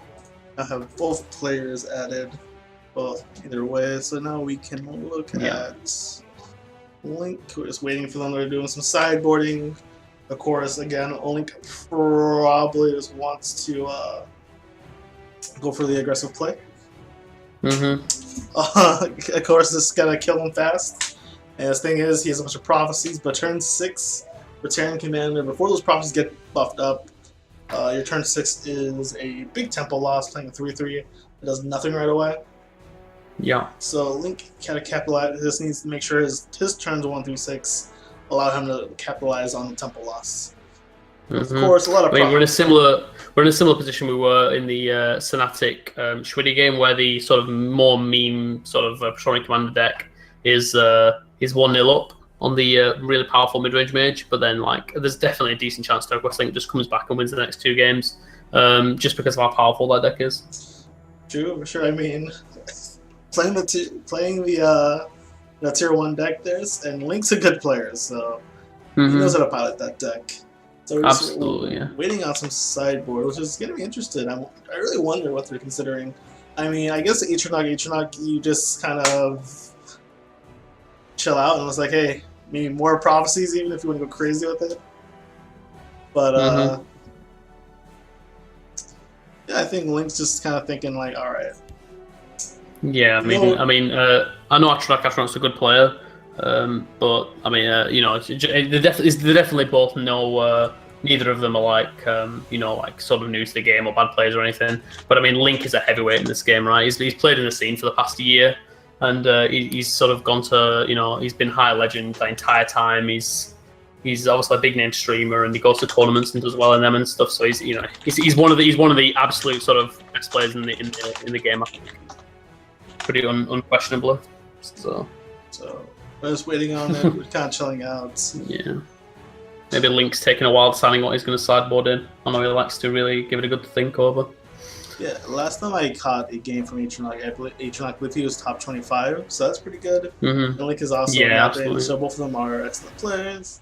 And I love how much mage we're seeing, though. All the variants of mage. Yeah, at least it's not all mid-range mage, right?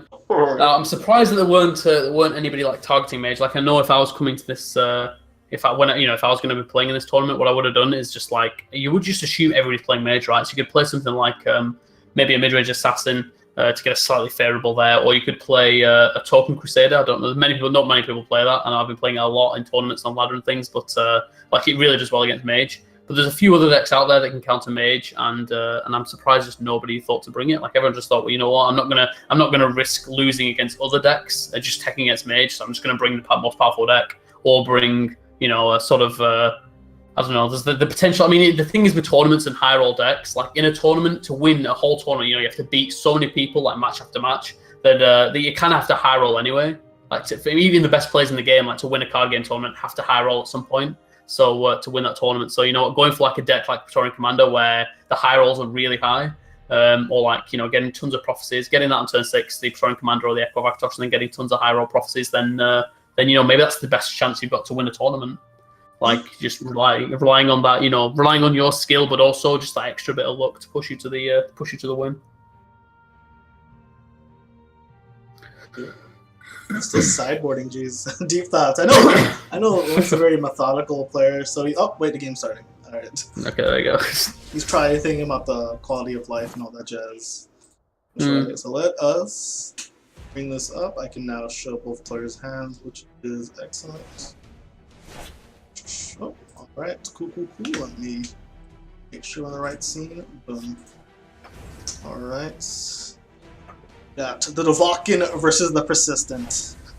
I know Link likes that Persistent title. I think it speaks about his personality. I agree. And then, I mean, I can't say if Astronauts the Dovahkiin title speaks to his personality. Maybe he is the Dovahkiin. I don't know. We'll see. So, an execute mid-range mage I'm seeing from Link. Interesting. He's taking them in, I guess, just to deal with these Daggerfall mages and Wardcrafters. He's going to get immediately rewarded for taking in these executes. I'm sure they're part of his sideboard just to deal with these blue strategies. So another card people may consider is Grizzly Gourmet. Using the Grizzly Gourmet. Okay, so he misses on the Fireball, it's not ideal, but then he's got that Execute. I mean, using Grizzly Gourmet in your sideboard or Executes just to tackle these mage decks, because Grizzly Gourmet does so much work against the mage strategy. There's so many things you want to transform into that delicious sweet roll. So absolutely. I mean, there's another target right there, like for the Executes and things, that Camel Sentinel. There's tons of targets in Astronauts deck. Alright, so let's see what he wants. He goes Black Dragon, nice card. Hard to remove. I mean, he's gonna have to use that jab, right? So it's a jab trade. He does draw the commander.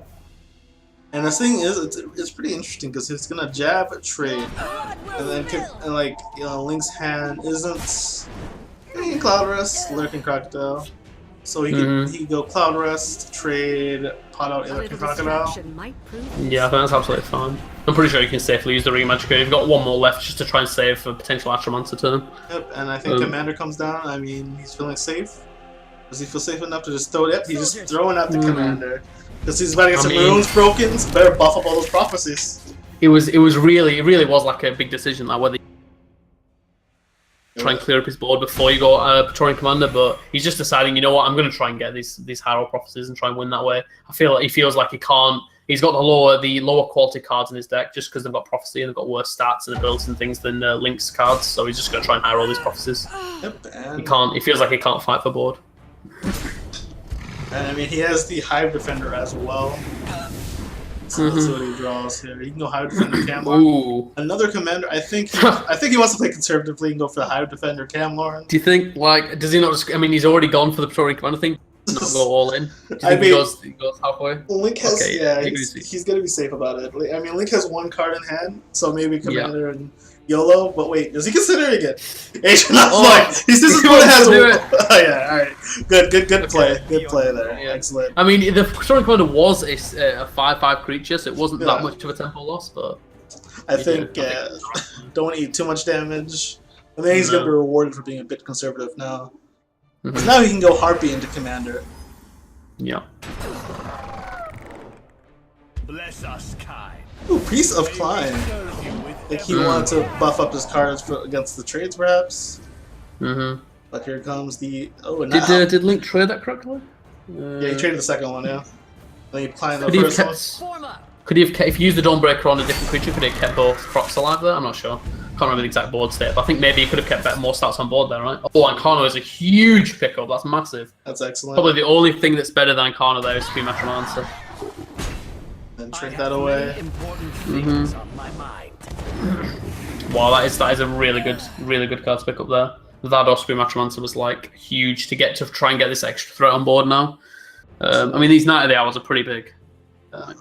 Being what, like 5/5s currently. Yeah, I mean, the thing is, you can't play all these on one turn. So, I mean, if you play just the 7, maybe playing the 7/7 Night of the Hours is fine here. Yeah, I think I go. I go for this. I go for the 7/7. I don't think you go for the Fate Weaver. Like, it has the chance to high roll again, but then, like, if you don't hit that prophecy, you're in real big trouble. You heal for 3, and your opponent may have sacrificed 2 creatures. Yeah, and he does in fact have to do that. And Harpy's not doing it. He gets a smack for 5. Dodges a prophecy, which is always good against this deck. But he gets his own Akano, so you can kiss your Akano goodbye. Yeah, so short of Atramancer draws here. Once again, this game's coming down to drawing. Like a 9/9 Incarno is huge. Yeah, so, I mean, Link really needs to draw like... Okay, so Thief of Dreams is okay. Thief doesn't steal the buffed up creature, though. It steals it in its original form. Yeah, just a copy, yeah. So you got a nice 3/3 for healing. Pushing more damage. But, yeah. So and a Fate Weaver, so he'll probably throw out a Fate Weaver and a Night of the Hour here. 7/7, 6 mana, draw a card. There's a prophecy, play it. Sounds good. I think I'm for the 2 magic at 6/5, give a creature ward. Yeah, a lot of good options here. Alright, so now trades, go in face, able to throw that. Running out that to stop the 7. Alright. I think Link's in trouble here. I agree. You add a gas, your opponent has huge creatures. Now I think he needed to draw Atramancer way earlier than he has. He's gone 14 cards in his deck without drawing one, so I think that's just what's cost him here. Another 7/7 guard, it's just nice. And a fireball to clear up. Ooh, wait, we're having some technical difficulties. What's going on? Yeah, so main game crash. So let me just bear with me, folks. That's it. So Link does take it. I mean, sorry, no, Link doesn't take. Sorry, Atronach takes it. So he's now that's 2-0. Yeah, that's 2-0 against Turquoise Link. And then at the moment, in the other side of the bracket, Sonatic is 1-0 down against Ian Bits. So I'd say the 2 biggest names in each of these matches was Turquoise Link and Sonatic. It's looking like maybe it's going to be an Atronach Ian Bits final. The upset there. I do apologize, folks. The first game did crash, so I missed out the ending. But I mean, I think you saw the writing on the wall of that game. Yeah. So 2-0, man. Atronach coming up with the wins. We had some upsets here. So. In the I'm just looking at the Sonatic Ian Bits game now, the second game. It's looking like Ian Bits is going to take it. Sonatic's one damage off lethal here, and there's nothing he can do to save himself. So it's looking like, barring a prophecy, Sonatic's going to go 2-0 down to Ian Bits. And once again, Ian Bits is playing mage, so the final is going to be a all mage final. Oh, it looks like they're both playing mid range mage, so it's going to be another prophecy mage against mid range mage matchup for the final. Oh, what a fun, exciting matchup to watch! Oh, excellent. Well, it's better than mid range mage, right? All right. I'll give you that. So we're waiting for Sonatic and Ian Bits to finish up. Yeah, I think they're just about to finish now. Looks like Ian Bits is going to take it, barring some prophecies. Yeah, no prophecy there, so I think that's pretty much it. Right. That's it, yep. So Ian Bits and Atronach are going to be in the final. Alright, I don't think I have Ian Bits on my list, so I will have to add him. This way we can enjoy both games.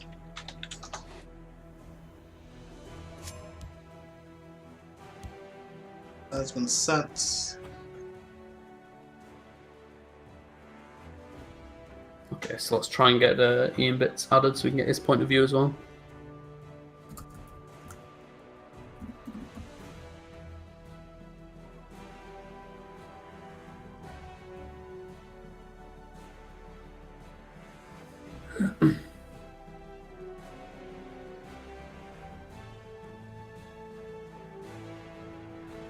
Oh man,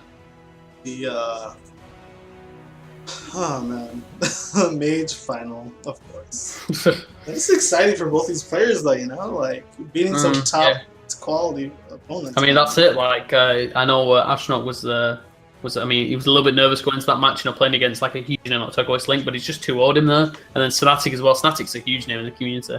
Getting 2-0'd by Ian Bits there. And I haven't heard too much about Ian Bits, so we'll have to see who's going to take this game. Mid-range Mage against Prophecy Mage. Now I've been a large proponent of Prophecy Mage not being very good. Like I think the deck's actually particularly weak. But I mean, Atronach is like so far he's 2-0'd every opponent he's faced. He got a buy in the first round, like a lot of people, and then he 2-0'd Omni Octi, and then he also 2-0'd Paytamax, 2-0'd Turquoise Link just to get to the final. If we look at Ian Bits' road to the final, we've had a 2-1 against Napkin Math, a 2-1 against Navy Havoc, and then a 2-0 against Sonatic to lead him here. So Astronauts had the cleaner road to the final, but then this is the game that matters now. So that is insane. Atronach fighting, man. Going. Jeez, will he not drop a single game? That'd be pretty sweet. That's a good way to get your name out in the community there. You know? That's it, yeah. Are you ready to go then? Are we ready to go? Waiting for, Ian Bits hasn't accepted. Oh, he has accepted. Excellent. So we're waiting for him to start. That's, I'll give him the go ahead now. Alright, cool.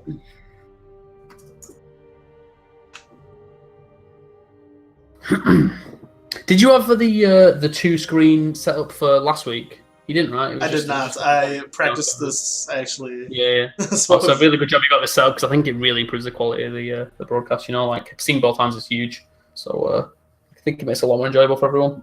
Oh, absolutely. So, working on it. Props to Gym Class for getting the thing set up for this week.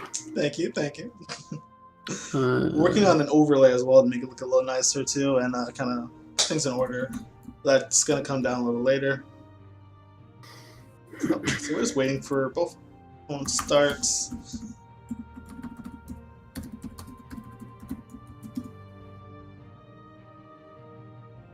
I guess they're just getting themselves G'd up, maybe getting some coffee or something. Hey, there is ready for the final. There are $35 on the line.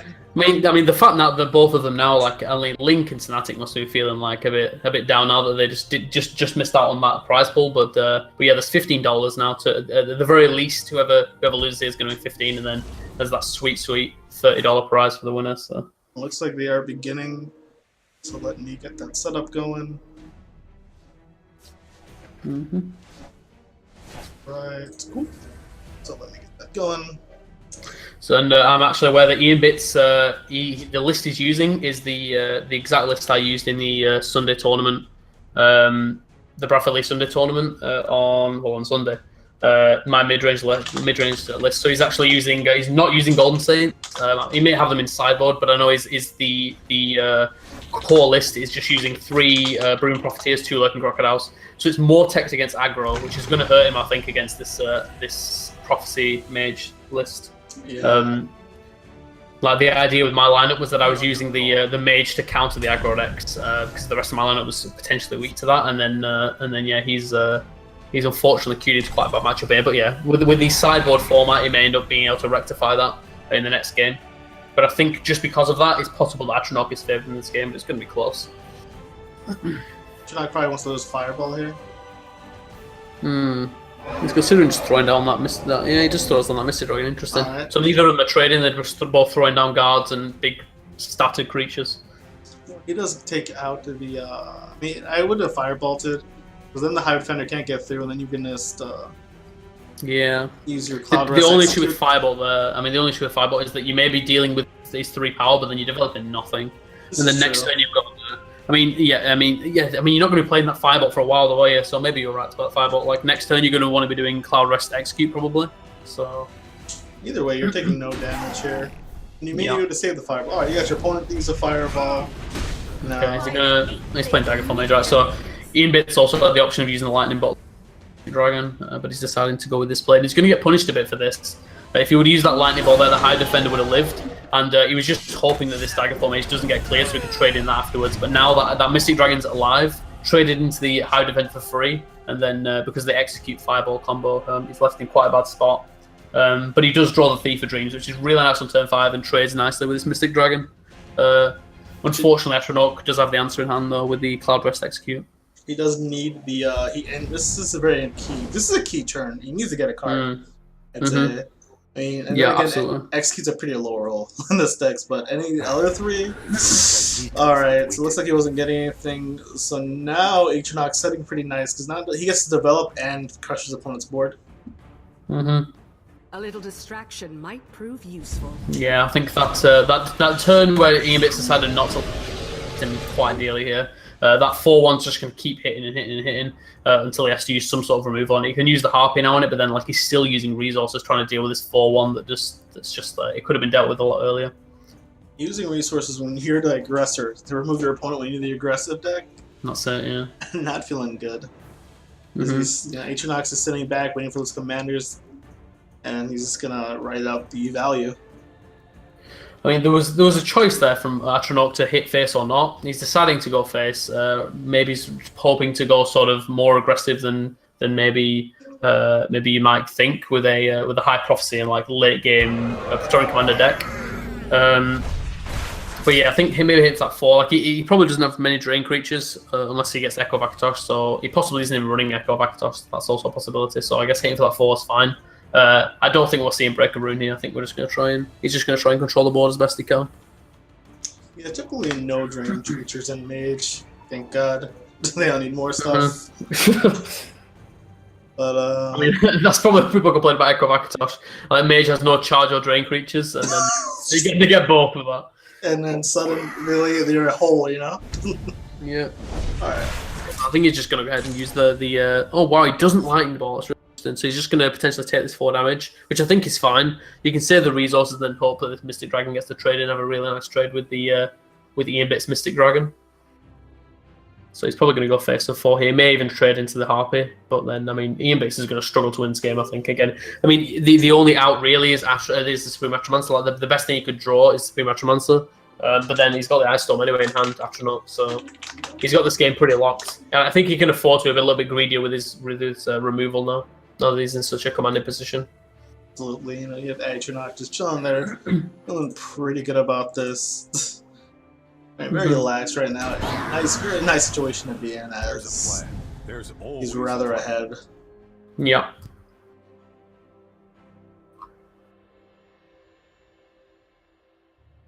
Alright, so let's see. If you just excuse me for just 1 minute, I'll be back in a minute, okay? Alright, no problem. I've got you covered. Alright, so Ian Bit's continuing to develop. So Ice Storm is going to be pretty devastating. That's the route Atronach wants to go. He may want to save the Ice Storm for the potential. The potential Supreme Atromancer. Yep. So he's going to develop his Praetorian Commander. Soldiers, form up. Value. Now when runes break, so even the Atro comes down, there's a chance for a rune break, and he has an Ice Storm still.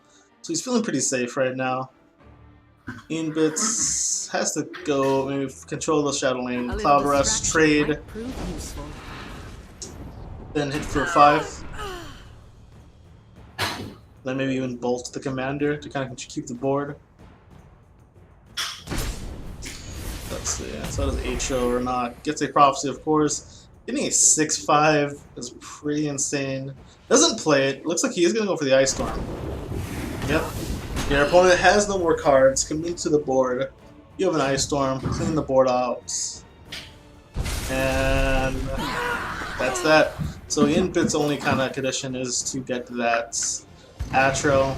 Looking Crocodile is not going to be long-lived as, let's see, we're going to probably see the Manticore, get a guard up. Yep, a nice 10 mana 8/8 kill a creature is always a solid play. I think this game is in the bag. Yeah, I'm back now anyway. Yeah, there's not much to do. Has he drawn an Atronance or anything like that? Still has Atromancers in his deck, all 3. Yeah. It's just the fact that I can't be doing much.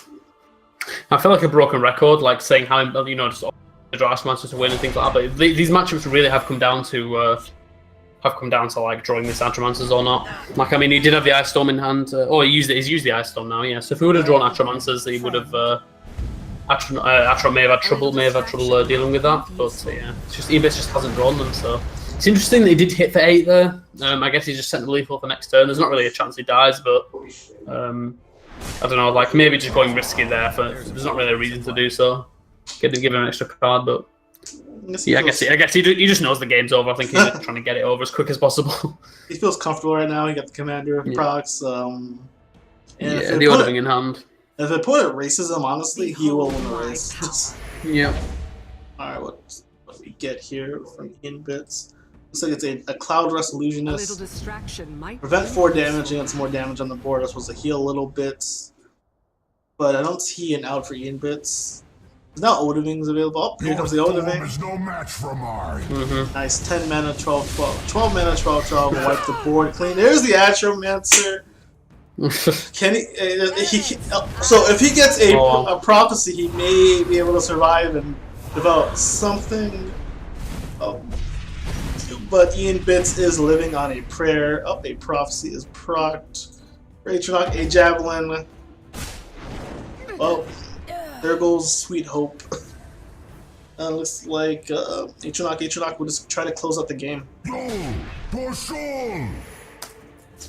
And that is game 1, folks, going to Atronach. And it's a surprising turn of events, considering the way that matchup typically goes. It's favored for the mid-range mage. Yeah, well, I mean, we've seen that now, though, with I think Patriarch's on a mid-range mage as well, if I'm not mistaken. So we've seen that happen 3 times in a row now, where the opponent's on a mid-range mage, and then Atronach is just 2-0ing them. So he's 1 game away here from taking the entire tournament, 8 games to 0. And then just not losing a single game against anyone, including some pretty big players like Petamax and must be sniping in Turquoise Link. So yeah, and then we've got in the 3rd and 4th place game. See who comes 3rd and 4th. We've got Turquoise Link and Snatic 1-1. So it's pretty close in that matchup. Excellent. All right, so we are just hanging out, guys, waiting for them to start. I am seeing the bug. That they're both in game, they're not, so I'm gonna try just randomly clicking on the view and making sure. Be attentive here.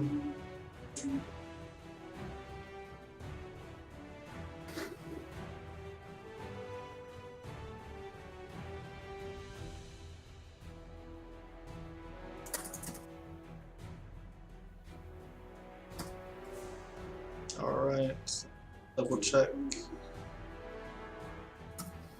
Nope, still not in game. Okay, yeah, they're just really trying to. It's probably Ian Bits here to really try sideboard.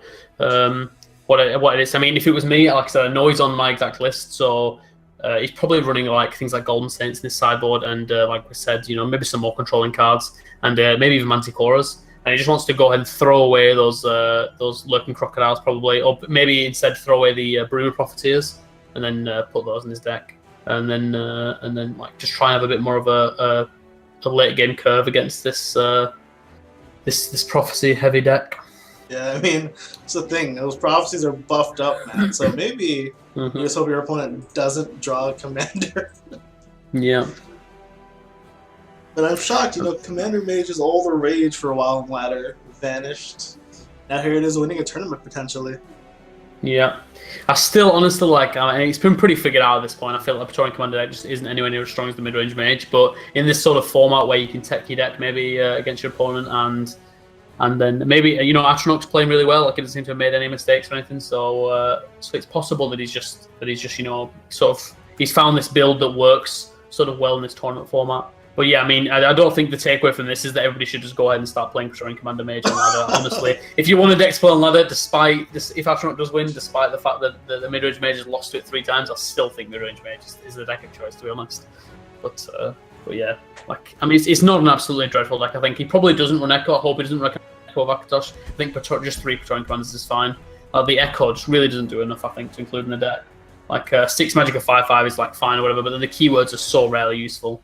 I think that it's actually fine just to go triple Praetorian Commander. So running more like a mid-range or control mage, control mage that just uses the commander. Like a bunch of prophecies. Yeah. I mean, Still not in game?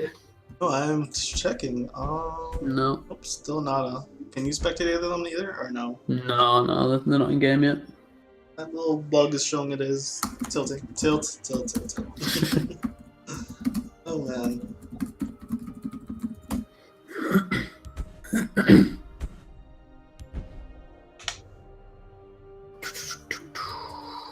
Okay.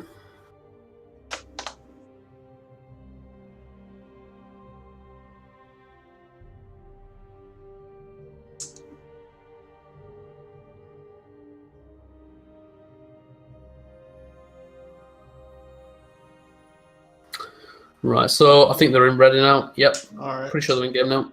So we can go ahead and Let's take a look. potentially the last game of the tournament, yeah. Here it is. Games Atronach is up. Let's see. Yeah, Ian Bits just let me know he's making tons of changes in his sideboard. So yeah, I feel like he's probably just really like tried to take his deck. He probably included tons of cards in his sideboard that that help in this matchup.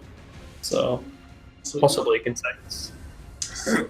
Bits unfortunately not getting any plays early on, which is great for Atronach if you kind of want to hang back.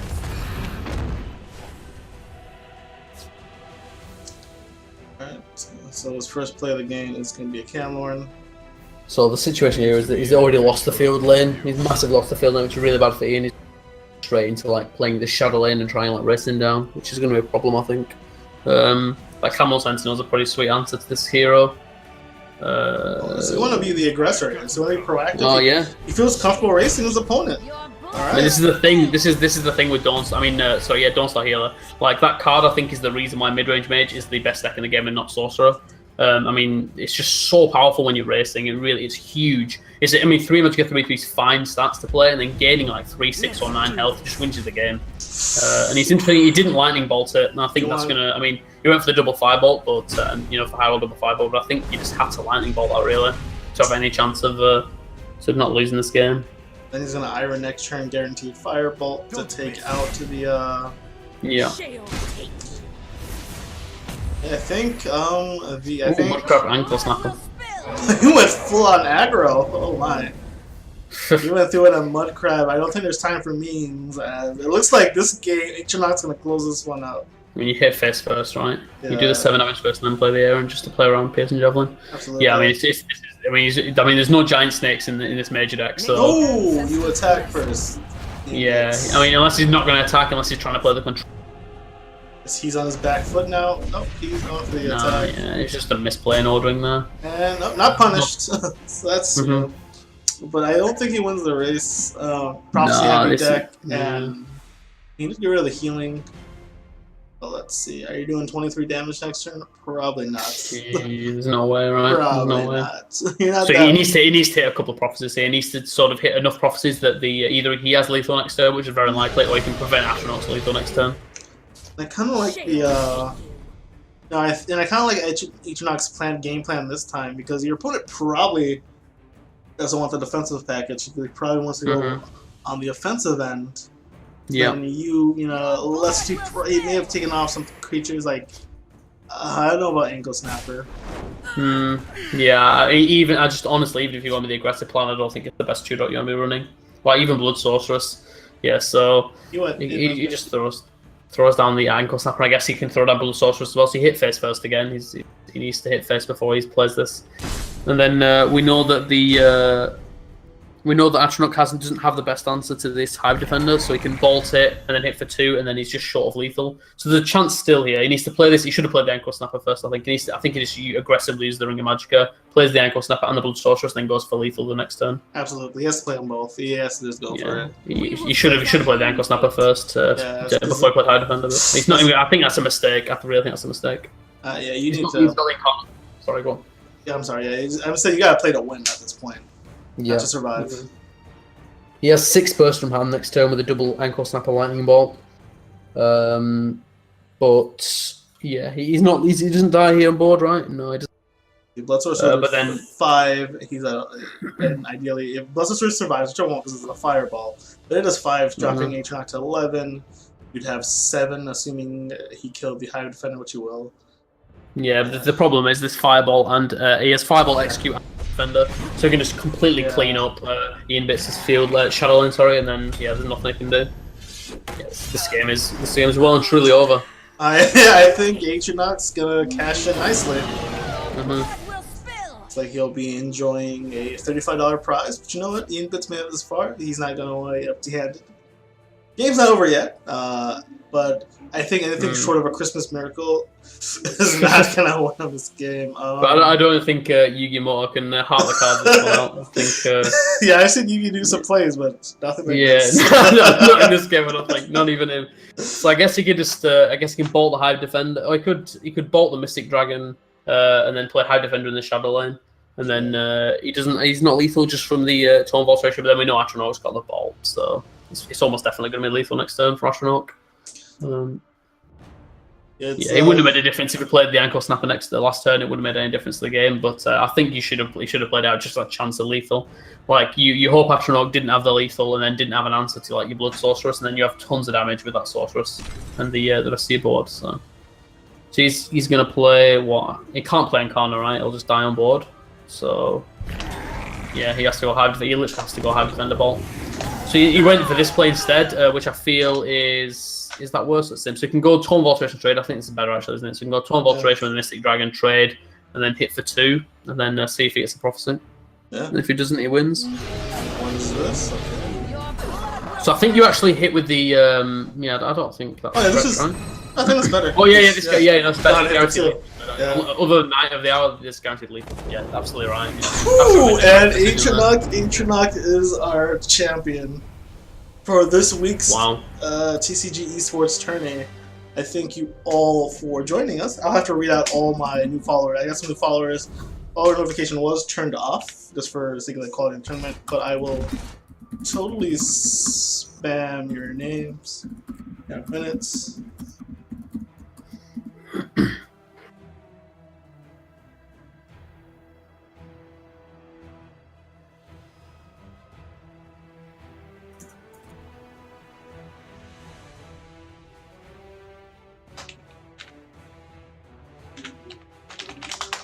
Alright. Give me just a moment. Alright, so Atronach's our champion for this week. Let me throw down all the new followers. Let's see. GC Von, thank you for the follow. Spatish, thank you. Ronald O'Ray, thank you. Calca1994, thank you. Rebirth, thank you. Pilino Game, thank you. JV Reet, Etrugrul TC. If I say your name wrong, forgive me. Lean Dro Lugil, Akstar, True Hair J, Mike Sayers 0001, Maycourt, Lukux 35, Alex Lilly 721, Pumi Boar, thank you, Princess Kennedy, N1K3, Trinox, Poopman Dusky, Death Reaper, Marlopt, Sai 12, Shadow Clip 75, S Rodriguez, Jeppison, Flying Bananas 1234, your name is Bananas, Berserk Alley 13, Lord of Death 46, Doth Spirit Tub Difo, Chaos 3000 over 9000, All Terrain Waffle. Damn.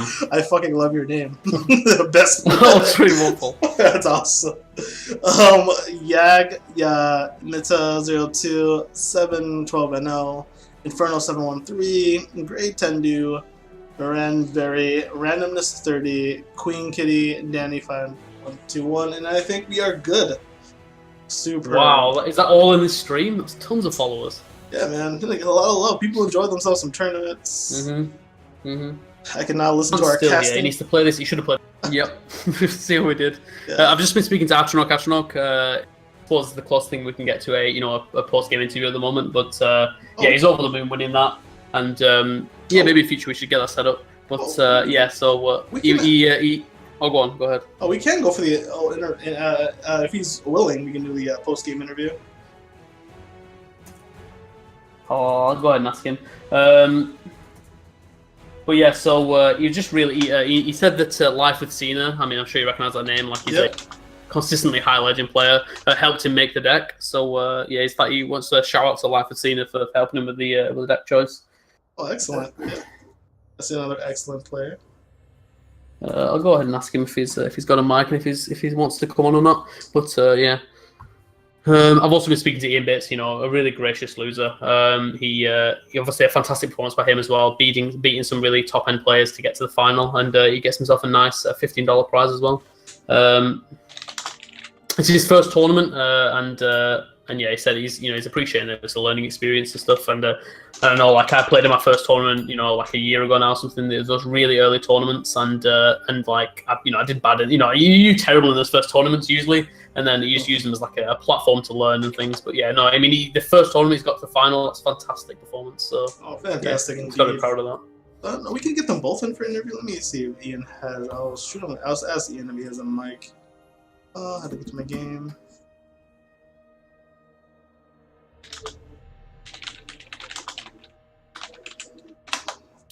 Then we try.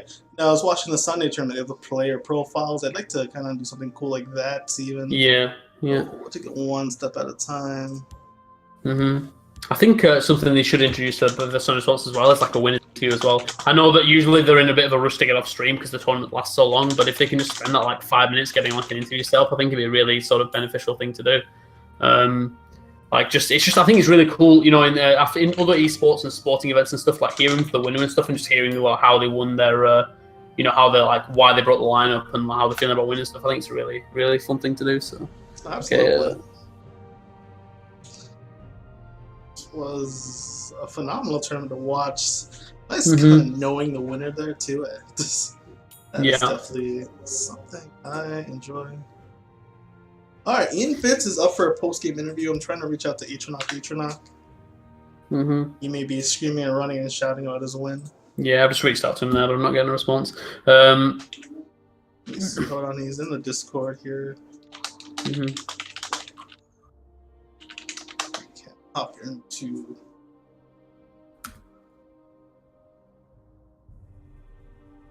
Is Etronock streaming? Let's see. I mean, we can definitely host him too if he is. Yeah, let's have a look, see if he's streaming. I think he was having computer issues as well. Oh, okay. Right. He was trying to fix that last time I spoke with him, but let's see.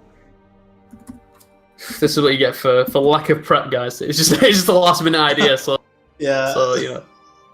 We're taking it one step at a time. I think going well. We can finally show you the damn hand, so that's nice. I mean, that's a huge step up, I think. I just got my Twitch drop. Nice. 600 gold. Hey, there you go. It doesn't look like he is streaming, so I guess he's just trying to sort his computer issues. So I guess we can just speak to Ian Bits. We can, for sure. Let me see. Let's see what Ian Bits has said. He says, "Give me a moment." So we're just kind of waiting on him. See what's going on there. But yeah, I've really enjoyed this Casper GymClass thing. It's been a really good tournament, and yeah, I mean, despite all the majors, there's still been some really close games and interesting matchups. I don't think just because there's tons of majors, it makes the tournament less enjoyable. Hopefully next week we see a bit more diversity and things like there's a lot of decks out there that can sort of do a decent job at counting mage. So maybe we'll see some people bringing them next time around.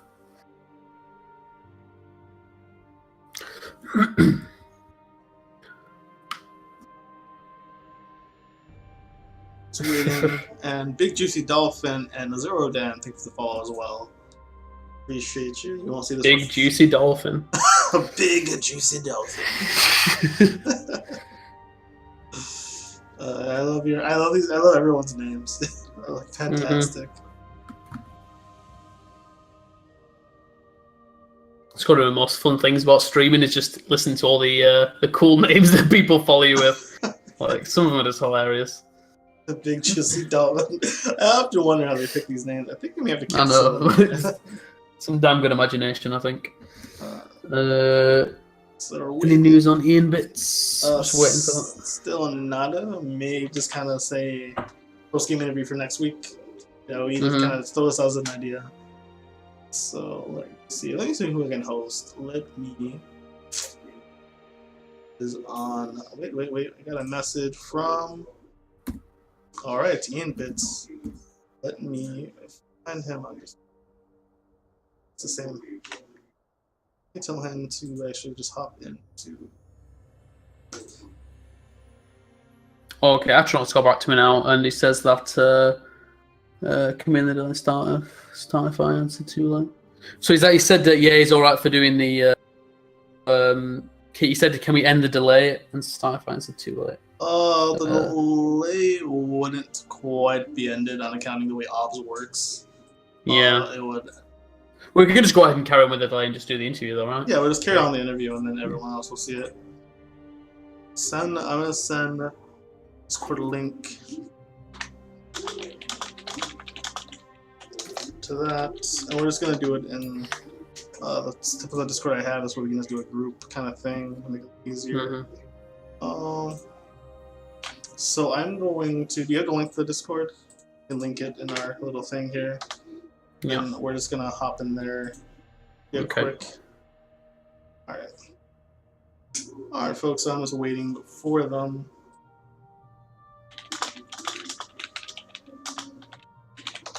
Right. Okay. There we go. All right, cool. So we're just sent Ian Bits Discord link. So we're waiting for him. While we're waiting for him, let's interview our Atronaut. Can you? I see you're in here. Can you? The mic set up. All right. So we're just waiting for Atronaut as well. And Ian Bits. Hello. All right, Atronaut, our tournament champion. So tell us, how do you feel right now? Oh, I can't believe it. Like, it's just really overwhelming. Like, actually, I was listening to the stream, and Al said that this was my first tournament, but I changed my ID in the middle, so I have actually entered the tournament as RIP Galligans before. But I always dropped out on the first round or something, and at a 0-2 loss. It was tough, and I prepared so much for this, and actually winning just feels so good right now. 1 second. I mean, that's awesome, man. Just hearing that, you prepared. It's nice to see that somebody doing all the prep and that, and then it's paying off. That's brilliant.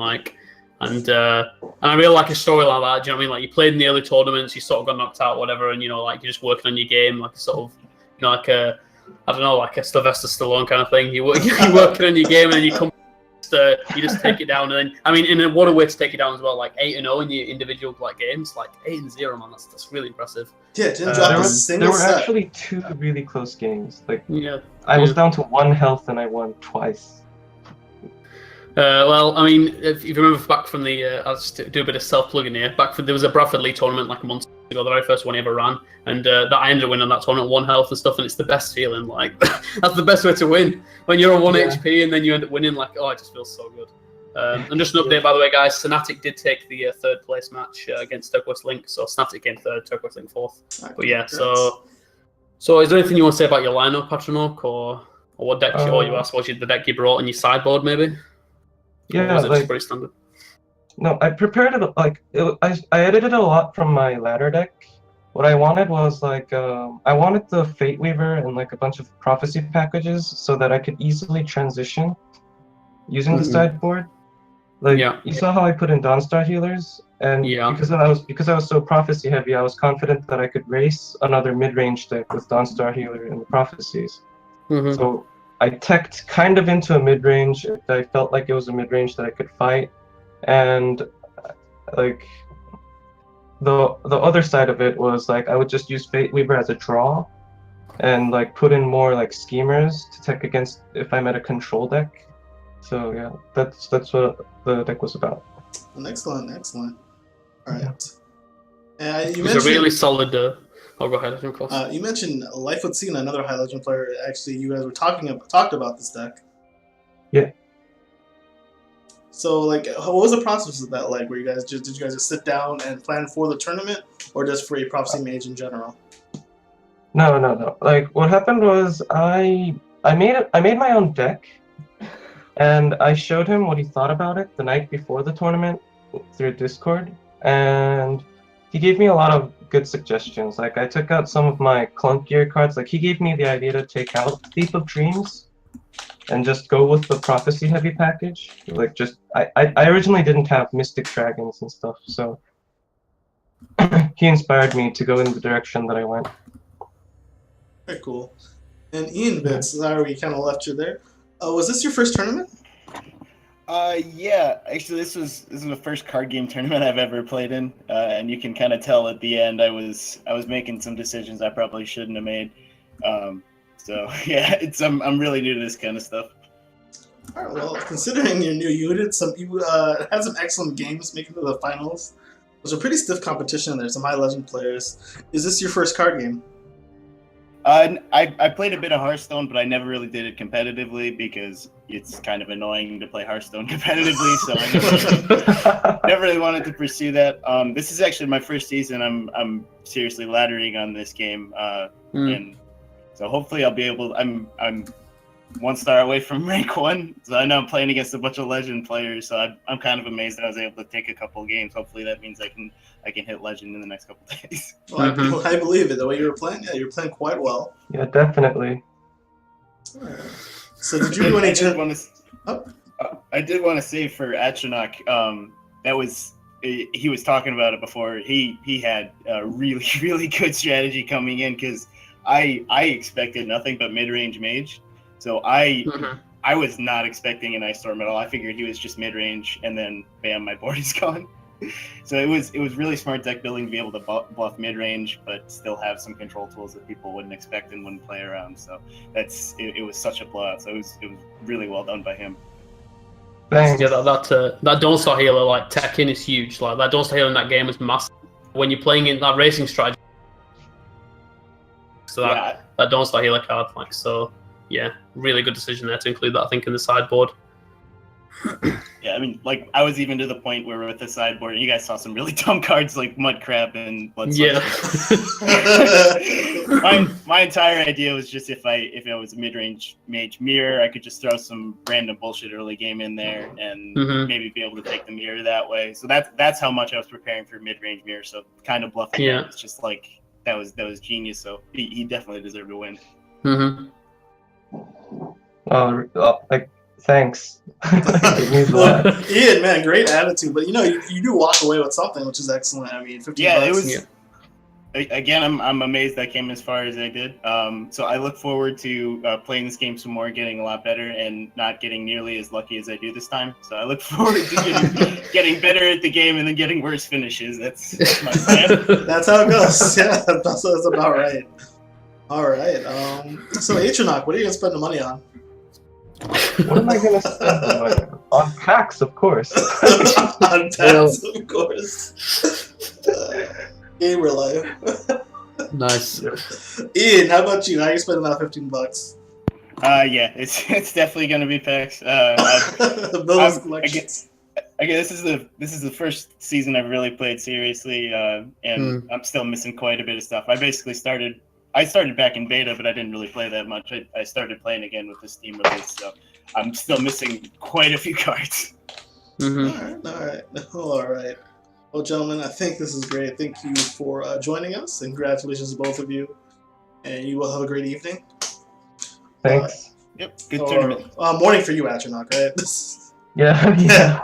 Okay, so good morning, good evening, and good night. All right, folks, thank you all to our viewers who stuck around for both the tournament and the post-game interview. I'm going to find someone to host. Let's toss the host to... I haven't hosted in a while. Am I just to give my channel a plug? Just before we go offline. Absolutely, go for it. Atronach also has a channel. Yeah. Adrian, why don't you go ahead? What? Like, my computer still isn't ready yet. Like, I can't stream until tomorrow, I think. Okay. We can go ahead and tell people your stream name and stuff, so they can go and check you out tomorrow or whenever you're streaming next. Alright. Let's toss the host to, let's see, I tossed the host to Flex. Yeah, Flex is a cool dude, man. You should check out his stream. Everyone, like... Alright. It's a really cool dude, Flex. And I got a legendary pack drop. Good way to end the night. Take care, folks. All right, that was a lot of fun, guys. Thanks for coming out. Thanks for the interviewing. Al, thanks for co-hosting with me there. Thanks a lot, man. It was a really, really cool tournament. That was my first ever casting gig, so it was really enjoyable. I loved it. Dude, Yeah, hopefully we can do this again sometime. So Hey, it's every week, man. Definitely when I can have a co-host. I mean, as we try to improve the setup here and finally close all this crap in the background. I have to run like an emulator to get the two screen things going. Yeah, It's like kind of working on the graphics. I have a decent graphics card though, so that How did works. it go? All right, guys. I'm out to Alright, go into lurk mode and sleep. You all take care. Snake tooth on this it's thing. 4 o'clock in the morning for me, so I need to get some bloody sleep. Yes. Oh Jesus Christ! Yeah. Good night, out. Good night, bro. Dead. All right. See you Good later. night and take care. Sometimes be your friends. Guys, if you came from Gym Class's channel, we want to thank you and appreciate you stopping by to check our channel out as we continue practicing the Sorcerer deck. We were 260 earlier. We've hit top 10 legend, top 20 legend multiple times this month. Now we're just trying new decks. If you're new here.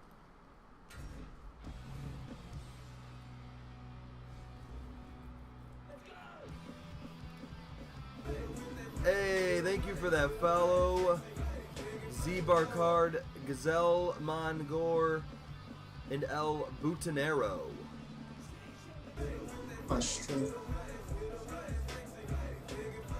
What up, Burn Dog? Good to see you, man. How you been, Bernie? How you been, Bernie Sanders? Stop. You just came from the gym? I wish I